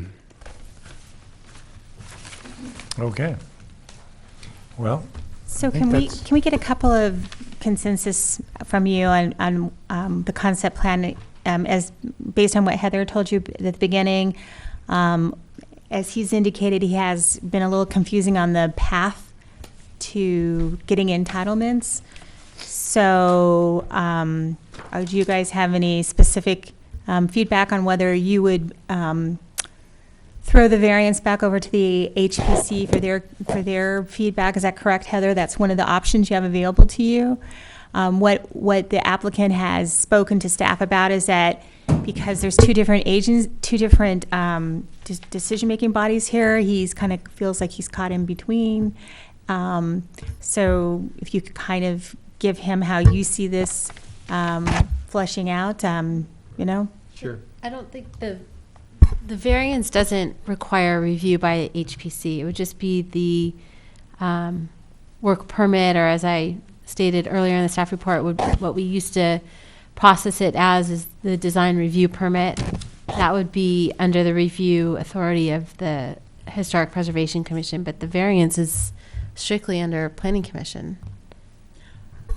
Okay, I'm a little lost, because I thought you started off in your report saying that, that they could throw it over to them. They could choose to have them look at it. A review, but Right, not to review. approve. Right, not to approve. Okay, I just want to make this very clear, because we've been working with this gentleman since I first came here, and one of the tasks I was given was to help him chart his path to how he gets entitled. So if he comes to you first and he gets a variance, then he has to go to them to get a work permit. Now he has a variance, but he doesn't know if he's going to get the work permit. I just want to make sure everybody understands his predicament that he's been in. If he goes to get a work permit, then they're going to tell him he has to come get a variance. So what is your pleasure on that? Well, I think what Chair Merck said before, for me anyway, is that we'd like to be guided by HPC, and maybe there's a more clear way of getting together so that you guys can come to consensus about what would work. I mean, I agree, it's loath to change this, but we'd like to see, HPC and the applicant really work together to see if there's a compromise. All right. Can I just make at one point, what's triggering the variance is that this fencing material we're looking at exceeds 3 feet. Mm-hmm. If you keep the fence at 3 feet, there's no variance required, and it keeps the kids inside. I mean, they're little kids. 3 feet's plenty. You don't need 5 feet. So there's that aspect of it as well. And I agree, Commissioner Sabia, that I think we have to lean on the HPC, on their expertise to give us direction. I would recommend to them that they sincerely consider allowing the family to recreate the fence, or the gate rather, excuse me, the gate that was originally there. I think there shouldn't be any issues with that if it's historically researched and done to that. Then I would think you're complying with the Secretary of Interior's criteria. So I would please consider that as it comes back to you. And I'm suggesting it goes in that direction. Come on up. Yeah. Just state your name and address. You've been biting your tongue, huh? I'm actually, I am biding my time. My husband and I have given up a nice champagne dinner tonight. It's our 54th wedding anniversary, and he felt it was very important to come to this meeting. So here we are. My name is Claire Hill. I'm not a commissioner. I'm married to one. I'm not an architect. I am very involved at the museum. I'm a retired school teacher. Say hi to Sue. And I love kids, so I understand his concern about his children. But there is a possibility. I mean, there is a point, what you just said. Sometimes you have to say to the kids, don't go out the front door. And the way that house is arranged on that ridge, it runs this way. There's an opening here. There's an office over here. And there's land that goes that way. And if he built from the corner of the main part of the house, if he built a wrought iron, nice 5-foot wrought iron fence, the house is already 40 feet back, nice wrought iron fence out, I don't know how far he wants to go right over to his driveway, which is over there, and go back in 40 feet off his driveway, he could put a nice wrought iron gate that would come back around the back of his house, and that would all be closed in, and he wouldn't have to stop out on Foothill to open up a gate. He could drive into the driveway and open up the gate that way. And he doesn't have to touch any part of the historic part of that home. So you're saying it's okay to add to it, you just don't want to touch any of the existing? This is nowhere near the rock wall. Mm-hmm. No, I get it. You're back at the. I get it. Yeah. And you're tying off to the house. Correct. All right. Come on up. Yeah. I completely understand everyone's concerns. I guess I think it's subjective. My argument for touching the wall is not touching the house, and attaching a gate or a wall to the house, I feel, would alter the historical value of the house more than adjusting the wall on the edge of the property. So that's why we haven't gone that route. But again, if that's within my rights and that's what the HPC will approve, I will do that. I don't think it's in the best interest of the historical nature of the property, but, you know, I just want to know what I can and can't do. I like that fence idea that you were showing us. That's was kind of cool. It looks like an alternative. it can It would be undulate and flexible, follow yeah. the wall, so. If it was only 3 feet high, then there'd be no problem at all. No, but I think I still have to get it approved by the HPC if I do anything. It's my understanding. Is that true? Again, I'm Yeah, not I at a guess loss you as do. to what my rights are. I so. guess you do. They wouldn't come to us, and if it was under 3 feet, you wouldn't need a variance, so. But you know, the whole thing with the fence is, it could be removed and we are not touching that historic wall. So I'm just putting that out to HPC. You'll make the decision, but that's just a comment from up here. All right. I think we're going to move on. I hope that's sufficient. That's about all the feedback we can give you. I don't know. I mean, it sounds to me like I should resubmit to the HPC, and Yeah. which I'm happy to do again. But I mean, I hope everyone can understand that this has been a lengthy and expensive process, and the guidelines are ambiguous at best. So, again, it's something to kind of look into, because I will again submit, and again, it's a very subjective process, and I would expect potentially to get denied, but I'm just at a loss as to kind of how to make this happen. And again, like, I don't know what my rights are, Okay, so staff just wants to interject as far as his rights are. I mean, again, I've been directed by the city manager to try to help clarify his process. So we're here tonight because he's got two different decision-making bodies that he has to deal with. But you do understand that if you formally go to the HPC commission and you are denied, you have an appeal process. The reason that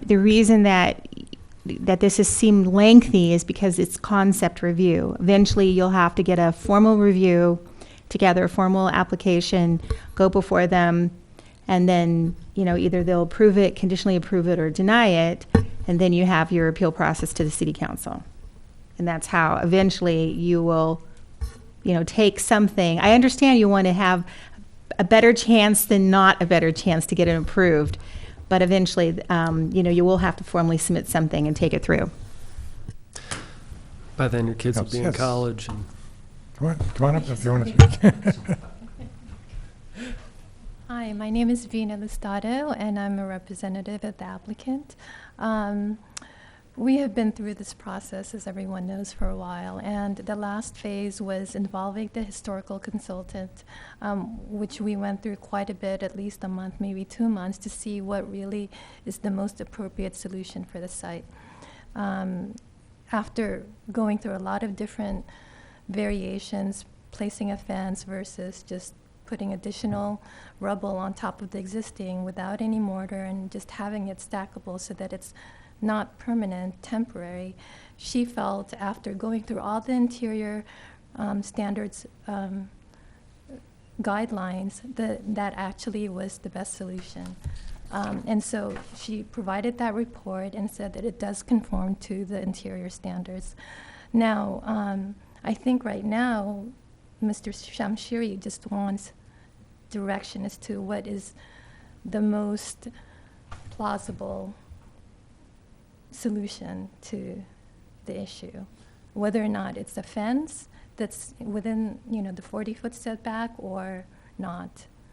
So when we go forward to an application that's formal, what is the directive from Planning Commission? Mina, does the Historical Commission have a copy of this report? No. Okay, well, that sounds like the first step right there. Because the report, if the report suggests, they would have to consider it. It's legitimate, sounds like a legitimate report, for them to reconsider your proposal based on this research. Does HPC have a process by which the applicant can sit down with them and really discuss what's possible rather than just blindly submitting proposals that then go nowhere? No, they have the same process that you have here, concept review type process. Seems not very efficient for something that's this nuanced. Because HPC doesn't really have very clear, they don't have guidelines, it's all property specific, it's relevant, it's specific to each property. You can apply building codes, a little more. It's not as subjective. It's not as subjective, and this is a purely subjective process, and it seems like HBC needs a mechanism to sit down and hammer something out if something can be hammered out. Well, like I said, they have the same process that you guys have with the concept, and as Chairman Merck conducts these meetings, he conducts them very informally and allows people to speak back and forth and have dialogue. So that's kind of, I don't know what else you would be suggesting. We're back to the same thing, that they work under the same rules and regulations that you work with, ex parte communications with an applicant, more than 3, over a quorum. So, that type of thing. All those things all factor into their same meetings. So, when Heather, I think I was here for one of them, wasn't I, for the concept? But certainly I understand. We're trying to reach out. We're trying to, facilitate this, but it still gets back to the thing that the issue, I think, that the Commissioner Hill very clearly articulated is they feel that an alteration of a historic site includes the alteration of a view of one, and that is their prerogative to have that, and they're working under that opinion. Well, I got another question about that. If you raise the rock wall to the 3-foot height, would you be as opposed to that? If that was a consistent 3-foot height versus going up to the 5-foot?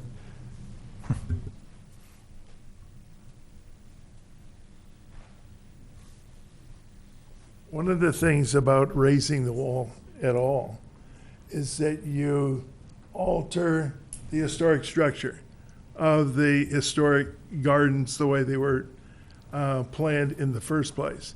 So stacking stuff on top is going to alter that building that you have going. So one of the things I just wanted to wade in on what Kathleen was talking about.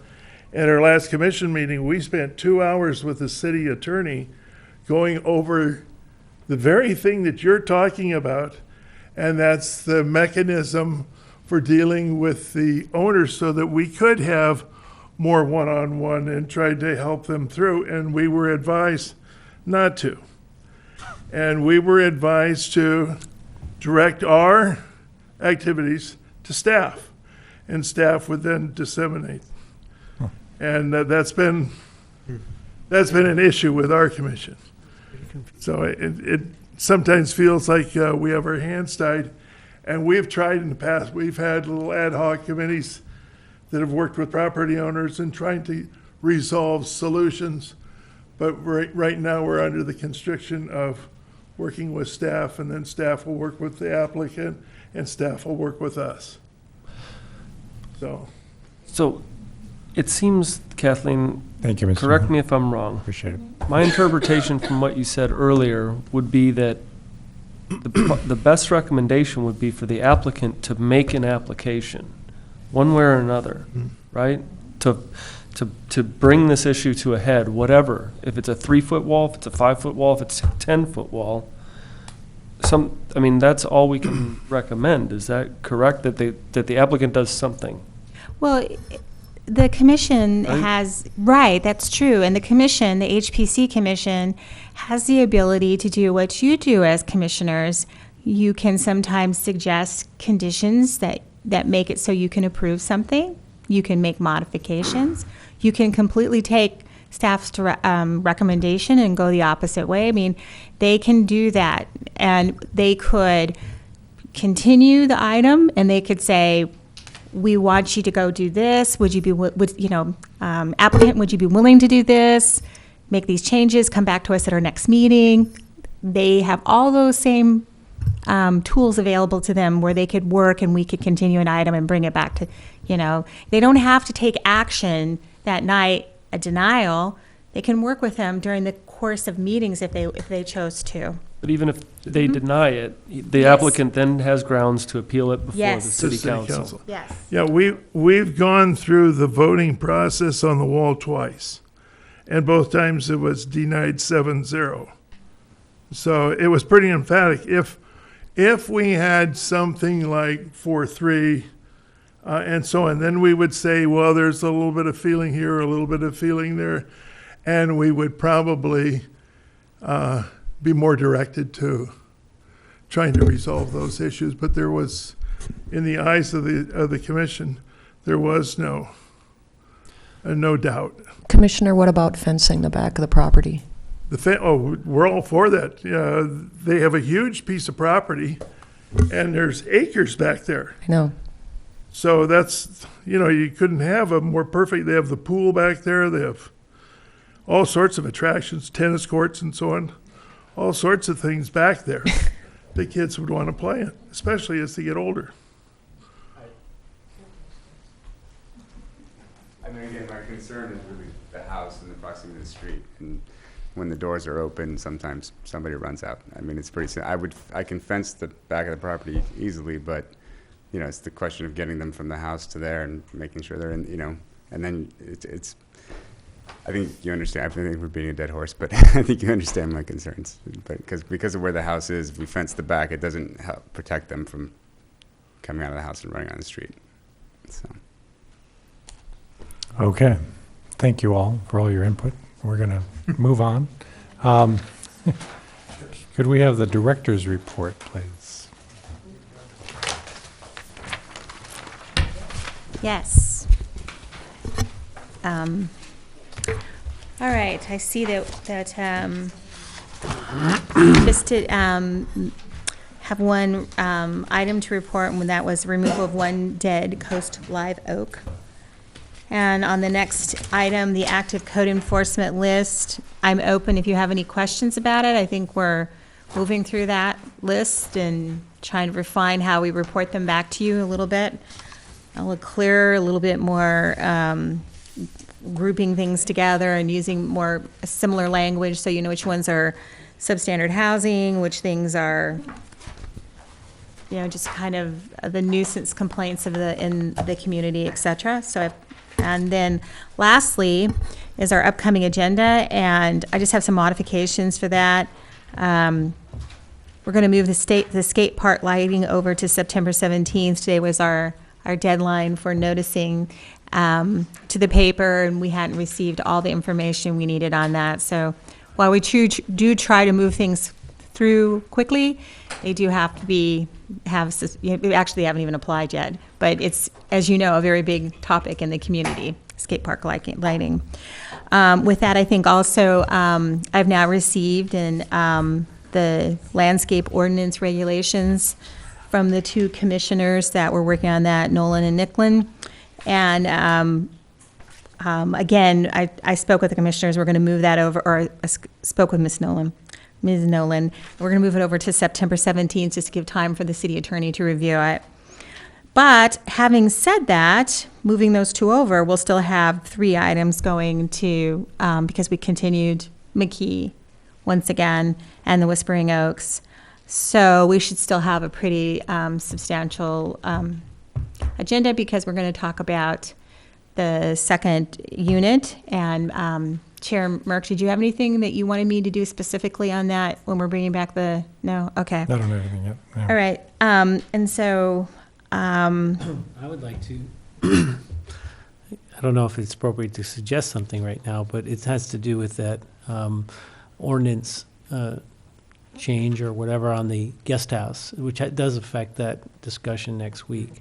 What is I want to kind of engage that process and what we can do to move that along, or does the applicant, from what I understood, the applicant has to apply for that first and then it becomes? It could be either or. I mean, we were talking his specific project at the time that I said that.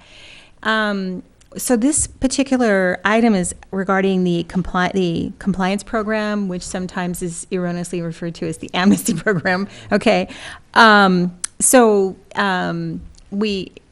I guess if the commission, at one time we were talking about also making suggestions to council. Yes. For revisions to the actual code. Right. Which I think makes sense. So I guess at some point when we bring this up, I can we can talk about that during that meeting and then get consensus from commission. How you Are want. you specifically talking about the square footage of the Yes, second dwelling unit? I would like to get that ordinance changed where Right, it says right. you required a variance for, Right, the text No, amendment. there's no variance that you can get So- for a second dwelling. Right. So I think, why can't we just have the city attorney and staff put together some language for that? Bring it to us to the next meeting, we'll look at it. Let's get that far. That's something we can initiate from this dais here. We don't need I to have can't- an applicant come from the outside No, and do no. that. No, that was project specific. Yeah. This is something different. Yeah.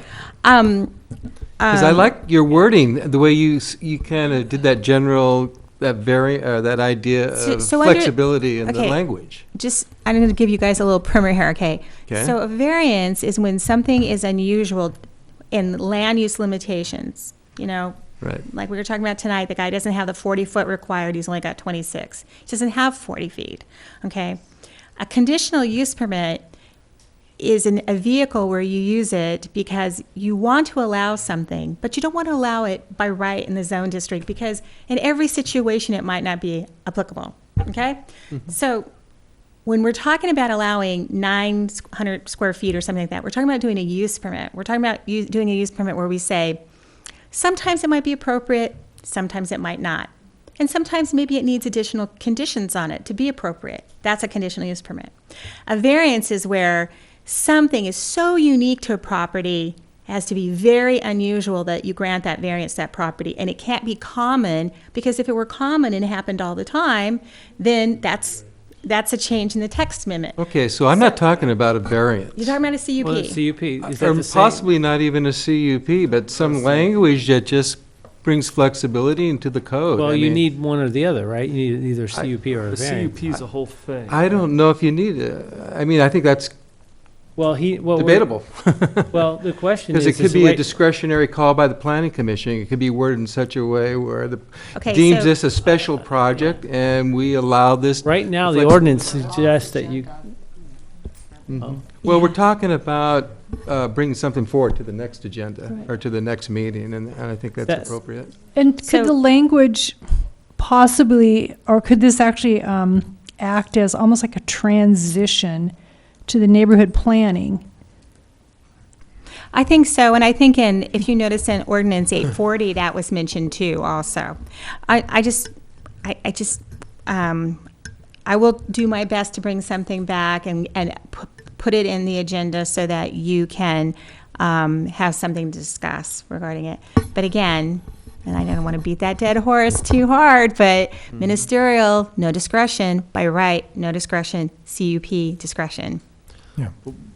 So it seems to me that you can have a thing where if you come in with a 640 square foot guest house, you can do that by right. That's your ministerial thing. Hands off, cities. If yes. you go over that, then you have to apply for a CUP, and we could. If you look want at the that on a case-by-case ability basis. to be able to put a condition on it and say, whatever, that's a CUP, that's a discretionary permit. Right.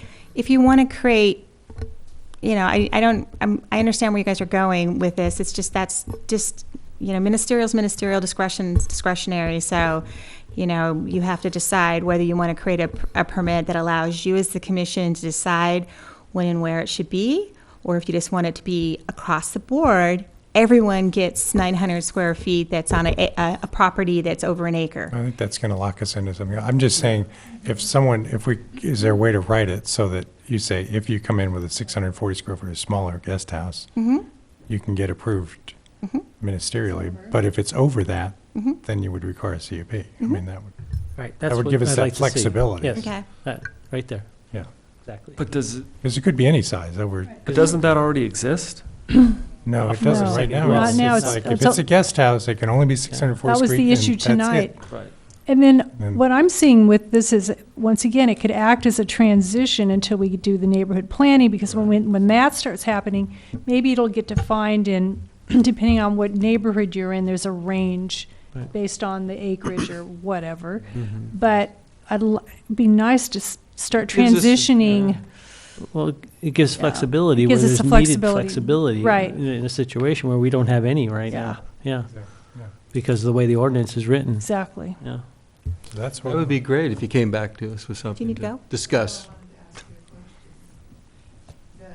The item that's on the future agenda item is to discuss the second unit compliance program. And I believe they're talking about the second unit ordinance. Yes, they are. Yes. Which is separate, just Separate making sure thing, they yeah. all know. So just so you know, that Sherry's correct, and what I was trying to say is that we can, I think that I'll talk to city attorney, but I think we can put enough information in staff report for that question to go up to city council, then city council will direct you to work on the second unit. So that would have to come from city council. Right. That's my understanding if it's not applicant generated. But that doesn't mean that we can't work on something and actually have that question go up. So Okay? that's our question. It gives right us now. more than what we Yeah. have now, right? Yeah. Yes. Please ask them. Thank you. Planning Commission subcommittee reports. Do we have anything to report? Nothing to report other than Lawrence and I did a lot of work, but that'll be coming up, and you'll get to see that September 17th. And then Complete Streets, we took a break for August, vacation time and whatever. So we will be meeting the first Wednesday of the month. I believe that's September 3rd. And we meet at 2:30 to 4:30 here at City Hall, and we are open to the public participating. Thank you. And thank you again for all the work that goes into these things. Mr. Laura, our city council liaison. Chair Merck, fellow commissioners and staff, it was really good. I think it was an interesting meeting, really good, and we really got to the bolts and nuts and bolts of our ordinances. And just to not throw something, I hate to do this, but I have to. When we were talking about the amnesty program, that 640 square feet was mentioned. And this county has a 1,200 square feet limit. And we were throwing out the number of increasing that. And I don't know where I was pretty sure I thought increased the 640 to 940 in some areas, but I could be completely wrong, and it could have been just a discussion to do that when we did neighborhood planning. So I for some reason, because I kind of was pushing that, and I kind of wanted that flexibility, and now we see why. It's because it does affect some of our applicants, but it is what it is, and I think that you guys have a right to ask the city council that question. Anything you guys could recommend, and we will look at it. And any commission has that right to do that. So as an advisory body, we want to hear that. At least I want to hear that, and I shouldn't speak for my fellow council members, but I would. But in regards to what's going on to the city, I know that this week the applications for the neighborhood planning are due, so it is moving along.